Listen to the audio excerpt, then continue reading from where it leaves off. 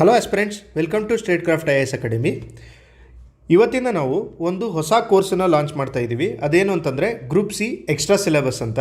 So ನಿಮಗೆಲ್ಲ ಗೊತ್ತಿರೋ ಥರ ಗ್ರೂಪ್ ಸಿ ಎಕ್ಸಾಮಿಗೆ ನಮಗೆ ಟ್ರೆಡಿಷ್ನಲ್ ಸಬ್ಜೆಕ್ಟ್ಸ್ ಏನೇನಿದೆ, history, geography, polity, economy, science and tech, ಇವೆಲ್ಲ ಟ್ರೆಡಿಷ್ನಲ್ ಸಬ್ಜೆಕ್ಟ್ಸನ್ನು ಬಿಟ್ಟು ಈ ಕೆಲವೊಂದು ಟಾಪಿಕ್ಸ್ಗಳೇನಿದೆ ಇದರಲ್ಲಿ ಏನು ಮೆನ್ಷನ್ ಮಾಡಿದ್ದೀನಿ: rural development, panchayat Raj institutions, rural cooperative institutions, land reforms since independence, Indian society, public administration, science and technology in governance, environmental issues. ಈ ಎಲ್ಲ ಟಾಪಿಕ್ಗಳು ನಿಮಗೆ ಈ ಎಕ್ಸ್ಟ್ರಾ ಸಿಲೆಬಸ್ಸಲ್ಲಿ ಮೆನ್ಷನ್ ಮಾಡಿದ್ದಾರೆ. ಎಕ್ಸ್ಟ್ರಾ ಸಿಲೆಬಸ್ ಅಂತ ಮೆನ್ಷನ್ ಮಾಡಿಲ್ಲ. ಈಗ ಫಾರ್ ಎಕ್ಸಾಂಪಲ್ ನಿಮಗೆ VAO ಅಂತ ಎಕ್ಸಾಮ್ ಇದ್ದರೆ ಅದರಲ್ಲಿ ಈ 8 ಟಾಪಿಕ್ ಏನಿದೆ, ಈ 8 ಟಾಪಿಕಲ್ಲಿ 5 ಟಾಪಿಕ್ಗಳು ನಿಮಗೆ ಸಿಲೆಬಸ್ಸಲ್ಲಿದೆ. ಅದೇ ಥರ ಮೋಟ್ರ್ ವೆಹಿಕಲ್ ಇನ್ಸ್ಪೆಕ್ಟರ್ ಅಂತ ಎಕ್ಸಾಮ್ ಮಾಡಿದ್ರಲ್ಲ, ಅದರಲ್ಲಿ ನಿಮಗೆ ಇದರಲ್ಲಿರುವಂಥ 7 ಟಾಪಿಕ್ಸು ಮೆನ್ಷನ್ಡ್ ಇದೆ. ಸೊ ಆ ಥರ ನಿಮಗೆ FDA ಎಕ್ಸಾಮ್ ಏನು KE ಅವರು ಕಂಡಕ್ಟ್ ಮಾಡ್ತಾರೆ, ಇದರಲ್ಲಿರುವಂಥ ಎಲ್ಲ ಟಾಪಿಕ್ಗಳು ನಿಮಗೆ ಸಿಲೆಬಸ್ಸಲ್ಲಿದೆ.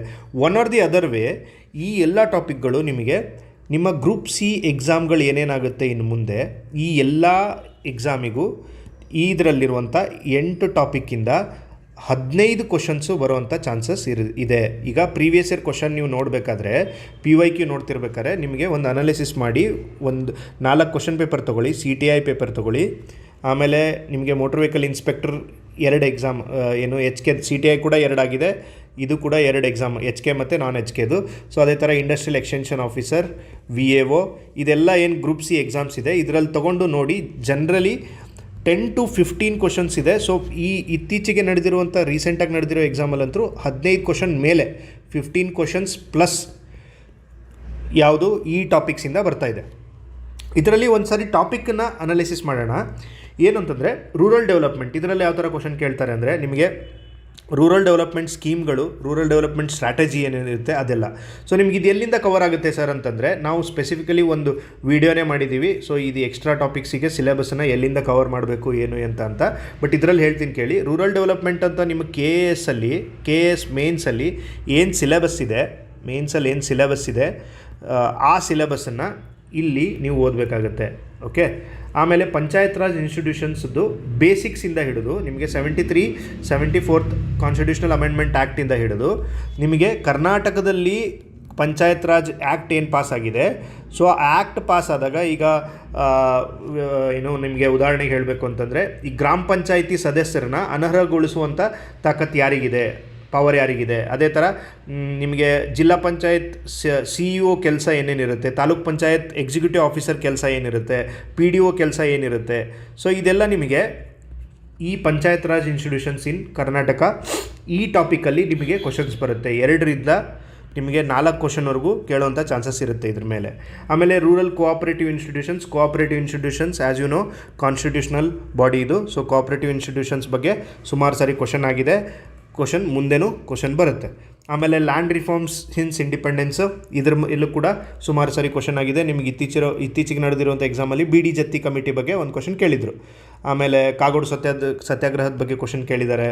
ಆಮೇಲೆ 1961 ಆ್ಯಕ್ಟ್ ಬಗ್ಗೆ ಕೇಳಿದ್ದಾರೆ. ನಿಮಗೆ 2021 KS ಮೇನ್ಸ್ ಅಲ್ಲಿ ಎಸ್ಸೆ ಟಾಪಿಕ್ ಬಂದಿತ್ತೊಂದು. ಎಸ್ಸೆ ಟಾಪಿಕ್ ಏನು ಬಂದಿತ್ತು ಅಂದರೆ ಲ್ಯಾಂಡ್ ರಿಫಾರ್ಮ್ಸ್ ಅಮೆಂಡ್ಮೆಂಟ್ ಆ್ಯಕ್ಟ್ 2020 ಬಗ್ಗೆ ಎಸ್ಸೆ ಬರೀರಿ ಅಂತ. ಸೊ ಇದು ಲ್ಯಾಂಡ್ ರಿಫಾರ್ಮ್ಸ್ ಟಾಪಿಕ್ ಏನಿದೆ ತುಂಬ ಇಂಪಾರ್ಟೆಂಟ್ ಆಗುತ್ತೆ. ಈ ಸರಿ KS ಏನಾಗಿತ್ತು 2025ರಲ್ಲಿ, ಇದರಲ್ಲಿ contribution of Devaraj Urs in the field of land reforms ಅಂತ ಕೇಳಿದರು. ಓಕೆ. ಸೊ ದೇವರಾಜ್ ಅರಸ್ ಅವ್ರ ಬಗ್ಗೆ ಕ್ವಶನ್ ಕೇಳಿದರು. ಲ್ಯಾಂಡ್ ರಿಫಾರ್ಮ್ಸ್ ತುಂಬ ಇಂಪಾರ್ಟೆಂಟ್ ಟಾಪಿಕ್ಕು. ಇದ್ರ ಮೇಲೆ ಮಿನಿಮಮ್ 2 ಕ್ವಶನ್ಸ್ ಬಂದೇ ಬರುತ್ತೆ. ಅದಾದಮೇಲೆ ನಿಮಗೆ ಇಂಡಿಯನ್ ಸೊಸೈಟಿ ಮೇಲೆ, ಥಿಂಕರ್ಸ್ ಮೇಲೆ ಕ್ವಶನ್ಸ್ ಕೇಳ್ತಿದ್ದಾರೆ. ಪಬ್ಲಿಕ್ ಅಡ್ಮಿನಿಸ್ಟ್ರೇಟರ್ಸ್ ಏನಿರ್ತಾರೆ ಅವ್ರ ಸ್ಟೇಟ್ಮೆಂಟ್ಸನ್ನು ಕೊಟ್ಟು ಇದನ್ನು ಯಾರು ಹೇಳಿದ್ದಾರೆ ಅಂತ ಕ್ವಶನ್ ಕೇಳ್ತಿದ್ದಾರೆ. Science and technology in governance ಏನಿದೆ, ನಿಮಗೆ ಇವೆರಡಕ್ಕೂ 11th and 12th NCERT ಓದಬೇಕಾಗುತ್ತೆ ನೀವು. Okay. Science and technology in governance ಏನಿದೆ ಈ ಟಾಪಿಕ್ಕಿಗೆ ನೀವು ಕರ್ನಾಟಕ ಎಕನಾಮಿಕ್ ಸರ್ವೆಯಿಂದ, ಇದು science and technology in governance Karnataka related ಇದು. ಓಕೆ. ಇದು ಎಕನಾಮಿಕ್ ಸರ್ವೆ ಅಲ್ಲಿ ನಿಮ್ಗೆ ಏನು ಹೊಸ ಆ್ಯಪ್ಗಳು ಲಾಂಚ್ ಆಗಿರುತ್ತೆ, ಹೊಸ ಪೋರ್ಟಲ್ಗಳು ಲಾಂಚ್ ಆಗಿರುತ್ತೆ, ಏನೋ ಸೈನ್ಸ್ ಆ್ಯಂಡ್ ಟೆಕ್ ಇನೋವೇಷನಿಂದ ಏನೋ ಮಾಡಿರ್ತಾರಲ್ಲ ಅದೆಲ್ಲ ನಿಮಗೆ ಎಕನಾಮಿಕ್ ಸರ್ವೆಯಲ್ಲಿ ಕವರ್ ಆಗುತ್ತೆ. Environmental issues in Karnataka, this is part of your Karnataka geography. But ಇಲ್ಲಿ ಎಕ್ಸ್ಟೆನ್ಸಿವ್ ಆಗಿ ನೀವು ಓದಬೇಕಾಗುತ್ತೆ. ಓಕೆ, ಈ 8 ಟಾಪಿಕ್ಸಿಂದ ನಿಮಗೆ 15ರಿಂದ 20 ಕ್ವಶನ್ಗಳು ಬರುವಂಥ ಚಾನ್ಸಸ್ ಇರುತ್ತೆ. ಅದಕ್ಕೋಸ್ಕರನೇ ಇಲ್ಲಿ ನೋಡಿ, ವೈ ದಿಸ್ ಕೋರ್ಸ್ ಅನ್ನೋದಕ್ಕೆ ಇದೇ ಉತ್ತರ. ನಿಮಗೆ 15 ಕ್ವಶನ್ನಿಂದ 20 ಕ್ವಶನ್ ಬರೋದ ಕಾರಣದಿಂದ ನಾವು ಇದನ್ನು ಕಂಪ್ಲೀಟಾಗಿ ಕೋರ್ಸನ್ನು ಮಾಡಿಕೊಡ್ಬೇಕು ಅಂತ ಈ ಕೋರ್ಸನ್ನು ಲಾಂಚ್ ಮಾಡ್ತಾಯಿದ್ದೀವಿ. ನೆಕ್ಸ್ಟ್ ರೋಡ್ ಮ್ಯಾಪ್ ಯಾವ ಥರ ಇರುತ್ತೆ ಈ ಕೋರ್ಸ್ದು ಅಂತಂದರೆ, ನಿಮಗೆ ಪ್ರತಿಯೊಂದು ಟಾಪಿಕ್ ಮೇಲೆ, ಈಗ ಫಾರ್ ಎಕ್ಸಾಂಪಲ್ ನಾವು ಕ್ಲಾಸಸ್ಸನ್ನು ಲ್ಯಾಂಡ್ ರಿಫಾರ್ಮ್ಸ್ ಟಾಪಿಕ್ಕಿಂದ ಸ್ಟಾರ್ಟ್ ಮಾಡ್ತೀವಿ. ಲ್ಯಾಂಡ್ ರಿಫಾರ್ಮ್ಸ್ ಟಾಪಿಕ್ ಮೇಲೆ ನಿಮಗೆ 4 ಕ್ಲಾಸಸ್ ಬರುತ್ತೆ, 4 to 5 ಕ್ಲಾಸಸ್ ಬರುತ್ತೆ. ಸೊ ಇದು ಕ್ಲಾಸಸ್ಸು ನಿಮಗೆ ವಿತ್ ನೋಟ್ಸೇ, ನೀವು ಯಾವ ನೋಟ್ಸನ್ನು ನಾವು ಪ್ರೊವೈಡ್ ಮಾಡ್ತೀವಿ ನಿಮ್ಗೆ ಓದೋಕ್ಕೆ. ಈಗ ಫಾರ್ ಎಕ್ಸಾಂಪಲ್ ನಿಮಗೆ ಈ ನೋಟ್ಸನ್ನು ಪ್ರೊವೈಡ್ ಮಾಡಬೇಕು ಅಂತ ಪ್ಲ್ಯಾನ್ ಮಾಡಿದ್ದೀವಿ. ಈಗ ಈ ನೋಟ್ಸು ನಿಮಗೆ ವಿತ್ ಹೈಲೈಟೆಡ್ ಫಾರ್ಮೆಟಲ್ಲೇ ಕೊಡ್ತಾ ಇದ್ದೀವಿ. Okay, highlighted and printable A4 sheet printable ಫಾರ್ಮೆಟಲ್ಲಿ ಕೊಡ್ತಾ ಇದ್ದೀವಿ. ಸೊ ಈ ನೋಟ್ಸ್ ಏನಿರುತ್ತೆ ನಿಮಗೆ, ನೀವು ಯಾವ ಪಾಯಿಂಟನ್ನು ನೆನಪಿಟ್ಕೋಬೇಕು ಎಕ್ಸಾಮಿಗೆ ಅನ್ನೋದನ್ನು ಕೂಡ ಈಸಿ ಮಾಡೋದಕ್ಕೆ ಈ ನೋಟ್ಸನ್ನು ಹೈಲೈಟ್ ಮಾಡಿ ಕೊಟ್ಟಿದ್ದೀವಿ. ಸೊ ನೀವು ಇದನ್ನೇನಿಲ್ಲ, ನೀವು ಈ ಕ್ಲಾಸ್ ಕೇಳಬೇಕು, ಈ ನೋಟ್ಸನ್ನು ಪ್ರಿಂಟ್ ತೊಗೊಂಡು ಈ ನೋಟ್ಸನ್ನು ಚೆನ್ನಾಗಿ ರಿವಿಷನ್ ಮಾಡಬೇಕು. ಈಗ for example zamindari, ryotwari, mahalwari system ಬಗ್ಗೆ ಬೇಸಿಕ್ ಲ್ಯಾಂಡ್ ರಿಫಾರ್ಮ್ಸ್ ಸ್ಟಾರ್ಟ್ ಆಗೋದೇ ಇಲ್ಲಿಂದ ಅಂತ ನೀವು ಇದು ಈಸ್ವಿ ನೆನಪಿಟ್ಕೋಬೇಕು, ಯಾರು ತಂದರು ಇದನ್ನು ನೆನಪಿಟ್ಕೋಬೇಕು, ಇದರಲ್ಲಿರುವಂಥ ಕೆಲವೊಂದು ಫ್ಯಾಕ್ಟ್ಸನ್ನು ನೆನಪಿಟ್ಕೋಬೇಕು, ಇದು ಯಾವ ಏರಿಯಾದಲ್ಲಿ ಚಾಲ್ತಿಯಲ್ಲಿತ್ತು ಅಂತ ನೆನಪಿಟ್ಕೋಬೇಕು. ಸೊ ಇದು ಏನು ನೆನಪಿಟ್ಕೋಬೇಕು ಅದನ್ನು ಮಾತ್ರ ಹೈಲೈಟ್ ಕೂಡ ಮಾಡಲಾಗಿದೆ ಈ ನೋಟ್ಸಲ್ಲಿ. ಓಕೆ, ಈ ಥರ ಇದ್ರದ್ದು ರೋಡ್ ಮ್ಯಾಪ್ ಇದೆ. ನಿಮಗೆ ಎವ್ರಿ ಟಾಪಿಕ್ ಮೇಲೆ ಕಂಪ್ಲೀಟಾಗಿ ಕಾಂಪ್ರಿಹೆನ್ಸಿವ್ ಆಗಿ ನೋಟ್ಸ್ ಮಾಡಲಾಗುತ್ತೆ. ಆಮೇಲೆ ಇನ್ನೊಂದು ಪಾಯಿಂಟ್ ಏನು ಅಂತಂದರೆ, ನಿಮಗೆ ಇದು ಎಕ್ಸ್ಟ್ರಾ ಸಿಲೆಬಸ್ ಮೇಲೆ ಸ್ಪೆಸಿಫಿಕಲಿ ಬುಕ್ಸ್ಗಳು ಅವೈಲೇಬಲ್ ಇದೆ. ಬೇರೆ ಬೇರೆ ಇನ್ಸ್ಟಿಟ್ಯೂಷನ್ಸು ಬುಕ್ಸ್ ಅವೈಲೇಬಲ್ ಇದೆ. ಬಟ್ ಆಸ್ಪಿರೆಂಟ್ಸ್ ಒಳಗಡೆ ಏನಿದೆ ಅಂದರೆ ಒಂದು ಫೋಮೋ ಇರುತ್ತೆ. ಈಗ ನಾನು ಒಂದು ಬುಕ್ ತೊಗೊಂಬಂದು ಒಂದು ಇನ್ಸ್ಟಿಟ್ಯೂಷನ್ ಬುಕ್ಕನ್ನು ಓದ್ತಾ ಇರ್ತೀನಿ, ಅದನ್ನ ಓದಿದ ಮೇಲೆ ಇನ್ನೊಂದು ಬುಕ್ ಚೆನ್ನಾಗಿರೋ ಬುಕ್ ರಿಲೀಸ್ ಆಗುತ್ತೆ. ಸೊ ಈ ಬುಕ್ ಓದಿದ್ದೀನಿ, ಇದರಲ್ಲಿರೋ ಫ್ಯಾಕ್ಟ್ಸ್ ಎಲ್ಲ, ಇದರಲ್ಲಿರೋ ಕಂಟೆಂಟ್ ಎಲ್ಲ ಇದರಲ್ಲಿದೆ, ಕೆಲವೊಂದೆಲ್ಲ ನನಗೆ ಏನು ಹೊಸ ಟಾಪಿಕ್ಸ್ ಇದರಲ್ಲಿ ಕವರ್ ಮಾಡಿದ್ದಾರೆ, ಸೊ ಇದನ್ನು ಬುಕ್ ಓದಬೇಕು ಅಂತ ಇದನ್ನು ಬುಕ್ ತೊಗೊಂಬರ್ತಾರೆ. ಸೊ ಈ ಥರ ಮಲ್ಟಿಪಲ್ ಸೋರ್ಸಸ್ ಆದಮೇಲೆ ನೋಟ್ಸ್ ಮಾಡ್ಕೊಳಕ್ಕಾಗಲ್ಲ. ನೋಟ್ಸದೊಂದು ದೊಡ್ಡ ಸಮಸ್ಯೆ ಇದೆ. ಈ ಎಕ್ಸ್ಟ್ರಾ ಸಿಲೆಬಸ್ ಮೇಲೆ ನೋಟ್ಸ್ ಮಾಡೋಕ್ಕಾಗಲ್ಲ. ನೀವು ನೋಟ್ಸ್ ಮಾಡಿದ್ರೆ ಅದನ್ನು ರಿವಿಷನ್ ಮಾಡೋದು ಕಷ್ಟ ಆಗೋ ಥರ ನೀವೇ ನೋಟ್ಸ್ ಮಾಡ್ಕೊಂಡಿರ್ತಾರೆ. ಅರೌಂಡ್ ಒಂದು 150 to 200 ಪೇಜಸ್ ನೀವು ನೋಟ್ಸ್ ಮಾಡ್ಕೊಂಡ್ಬಿಟ್ರೆ ನಿಮಗೆ ಅದನ್ನು ರಿವಿಷನ್ ಮಾಡೋದು ತುಂಬ ಕಷ್ಟ ಆಗಿಬಿಡುತ್ತೆ ಲಾಸ್ಟ್ ಮೂಮೆಂಟಲ್ಲಿ. ಸೊ ಅದಕ್ಕೆ ಇವೆಲ್ಲ ಪ್ರಾಬ್ಲಮ್ಗಳನ್ನು ಹೋಗ್ಸೋಕ್ಕೆ ಅಂತ 4 to 5 ಇನ್ಸ್ಟಿಟ್ಯೂಷನ್ಸ್ ಮಟೀರಿಯಲ್ ಜೊತೆಗೆ ನಿಮಗೆ ಕರ್ನಾಟಕ ಹ್ಯಾಂಡ್ ಬುಕ್ ಸಿರೀಸ್ ಅಂತ ಒಂದು ಮಾಡಿದ್ದೀವಿ ನಾವು. ಸ್ಟೇಟ್ ಕ್ರಾಫ್ಟ್ ಅಲ್ಲಿ ಪ್ಲೇ ಲಿಸ್ಟಲ್ಲಿದೆ ನಿಮಗೆ ಕರ್ನಾಟಕ ಹ್ಯಾಂಡ್ ಬುಕ್ ಸಿರೀಸ್ ಅಂತ. Karnataka handbook series, Karnataka economic survey, Karnataka panchayat raj act, ರಾ ಆ್ಯಕ್ಟ್ ಏನಿದೆ ಪಂಚಾಯತ್ ರಾಜ್ ಆ್ಯಕ್ಟು, ಇವೆಲ್ಲನ್ನ ಸೇರಿಸಿ, ಆಮೇಲೆ ಕರ್ನಾಟಕ ನಿಮಗೆ ರೂರಲ್ ಡೆವಲಪ್ಮೆಂಟಲ್ ಸ್ಕೀಮ್ಸು ಅವೆಲ್ಲ ಸೇರಿಸಿ ಸ್ಟೇಟ್ ಕ್ರಾಫ್ಟ್ ಕಡೆಯಿಂದ ಒಂದು ಗ್ರೂಪ್ ಸಿ ಬುಕ್ ಕೂಡ ರಿಲೀಸ್ ಆಗಿದೆ. ಆಲ್ರೆಡಿ ಪರ್ಚೇಸ್ ಮಾಡಿದವ್ರಿಗೆ ಗೊತ್ತಿರುತ್ತೆ. ಆ ಗ್ರೂಪ್ ಸಿ ಬುಕ್ಕಲ್ಲಿ ನಾವು ಕವರ್ ಮಾಡಿದ್ವಿ. ಅದನ್ನೆಲ್ಲ ಸೇರಿಸಿ ಈ ಒಂದು ನಿಮಗೆ PDF ಮಾಡಲಾಗಿದೆ. ಓಕೆ, ಇದನ್ನೇ ಇಟ್ಕೊಂಡು ಕ್ಲಾಸ್ ಮಾಡುತ್ತೆ. ಸೊ ಇದು ಕ್ಲಾಸ್ ಮಾಡಿ ಈ PDF ಪ್ರೊವೈಡ್ ಮಾಡಲಾಗುತ್ತೆ. ಡ್ಯೂರೇಷನ್ ರೋಡ್ ಮ್ಯಾಪ್ ಕೂಡ ಮುಗೀತು. ಆಮೇಲೆ ಇದು ಕಂಪ್ಲೀಟ್ಲಿ ಫ್ರೀ ಇರುತ್ತಾ ಸರ್ ಅಂದರೆ, ಕಂಪ್ಲೀಟ್ಲಿ ಫ್ರೀ ಇರುತ್ತೆ. ಕ್ಲಾಸಸ್ಗಳು ಅವೈಲೇಬಲ್ ಇದೆಯಲ್ಲ, ಸೊ ಈ ಕ್ಲಾಸ್ಗಳೆಲ್ಲ ನಿಮಗೆ ಫ್ರೀ ಇರುತ್ತೆ. ನೋಟ್ಸಿಗೆ ನಿಮಗೆ ಒಂದು ಮಿನಿಮಮ್ ಚಾರ್ಜಸ್ ಇರುತ್ತೆ. ಬಟ್ ನೋಟ್ಸ್ ಏನು ಅಂತಂದರೆ, ಕ್ಲಾಸಸ್ಗಳೆಲ್ಲ ಮುಗಿದ ಮೇಲೆ ಈ ನೋಟ್ಸನ್ನು ಪ್ರೊವೈಡ್ ಮಾಡಲಾಗುತ್ತೆ. ಓಕೆ, ಈ ಕ್ಲಾಸಸ್ಗಳು ಮುಗಿದ ಮೇಲೆ ಎಲ್ಲ ಟಾಪಿಕ್ ಸೇರಿಸಿ ಒಂದು ಕಂಪ್ಲೀಟ್ ಕಾಂಪ್ರಹೆನ್ಸಿವ್ ನೋಟ್ಸನ್ನು ಪ್ರೊವೈಡ್ ಮಾಡಲಾಗುತ್ತೆ. ಅಲ್ಲಿವರೆಗೂ ನೀವು ಕ್ಲಾಸ್ ಕೇಳಿ ಈ ನೋಟ್ಸನ್ನು ನಿಮ್ಮ ಹ್ಯಾಂಡ್ ರಿಟನ್ ನೋಟ್ಸಲ್ಲಿ ಮಾಡ್ಕೊಳ್ಳೋಕೆ ಟ್ರೈ ಮಾಡಿ. ಆಮೇಲೆ ಇದ್ರ ಜೊತೆ ಕಂಪೈಲ್ ಮಾಡ್ಕೊಳ್ಳಿ ಅದನ್ನು. ಓಕೆ, ಇದು ಬೇಸಿಕ್ ಕ್ವಶನ್ಸ್ಗಳು, ಇದೆಲ್ಲ ಅರ್ಥ ಆಯಿತು ಅನ್ಕೋತೀನಿ. ಈಗ ಕ್ಲಾಸ್ ಸ್ಟಾರ್ಟ್ ಮಾಡೋಣ. ಇದು ನೋಟ್ಸ್ ಯಾವ ಥರ ಇದೆ ಅಂತ ನಾನು ಒಂದು ಡೆಮೋ ತೋರಿಸ್ತೀನಿ ಈ ಕ್ಲಾಸಲ್ಲಿ. ನೆಕ್ಸ್ಟ್ ಕ್ಲಾಸಿಂದ ಕಂಪ್ಲೀಟಾಗಿ ನಮಗೆ ಒಂದು ಫುಲ್ ಡ್ಯೂರೇಷನ್ ಕ್ಲಾಸನ್ನು ಕಂಟಿನ್ಯೂ ಮಾಡೋಣ. ಫಸ್ಟ್ ಟಾಪಿಕ್ ನಮ್ದು ಯಾವುದು ಅಂತಂದರೆ land reforms in Karnataka after independence. Land reforms ಏನೇನಾಯಿತು ಅಂತ. ಓಕೆ, ಲ್ಯಾಂಡ್ ರಿಫಾರ್ಮ್ಸ್ ಅಂದರೆ ಏನು ಅಂತ ಫಸ್ಟ್ ತಿಳ್ಕೊಬೇಕು ನಾವು. ಲ್ಯಾಂಡ್ ರಿಫಾರ್ಮ್ಸ್ ಅಂದರೆ ಏನು. ಆಮೇಲೆ ಕನ್ನಡದಲ್ಲಿ ಆಸ್ಪಿರೆಂಟ್ಗಳು ನೋಟ್ಸು ಕನ್ನಡದಲ್ಲಿ ಅವೈಲೇಬಲ್ ಇರಲ್ಲ, but explanation will be Kannada. ನಿಮಗೆ ಕನ್ನಡದಲ್ಲಿ ಕಂಪ್ಲೀಟಾಗಿ ಎಕ್ಸ್ಪ್ಲೈನ್ ಮಾಡ್ತೀನಿ. ಟೆಕ್ನಿಕಲ್ ವರ್ಡ್ಸನ್ನು ಕೂಡ ಕನ್ನಡದಲ್ಲಿ ಹೇಳೋಕ್ಕೆ ಟ್ರೈ ಮಾಡ್ತೀನಿ. ಆದರೆ ನೋಟ್ಸು ಕನ್ನಡದಲ್ಲಿ ಅವೈಲೇಬಲ್ ಇಲ್ಲ. ನೋಟ್ಸ್ ಇಂಗ್ಲೀಷಲ್ಲಿ ಮಾತ್ರ ರೆಡಿ ಮಾಡಿದ್ದೀವಿ.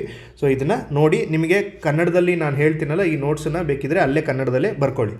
ಓಕೆ, ನೆಕ್ಸ್ಟ್ ಅದಾದಮೇಲೆ ಈ ಟಾಪಿಕ್ ಲ್ಯಾಂಡ್ ರಿಫಾರ್ಮ್ಸ್ ಮೀನ್ಸ್ ಅಂತ ಫಸ್ಟ್ ನಮ್ಮದು ಟಾಪಿಕ್ ಸ್ಟಾರ್ಟ್ ಮಾಡೋಣ.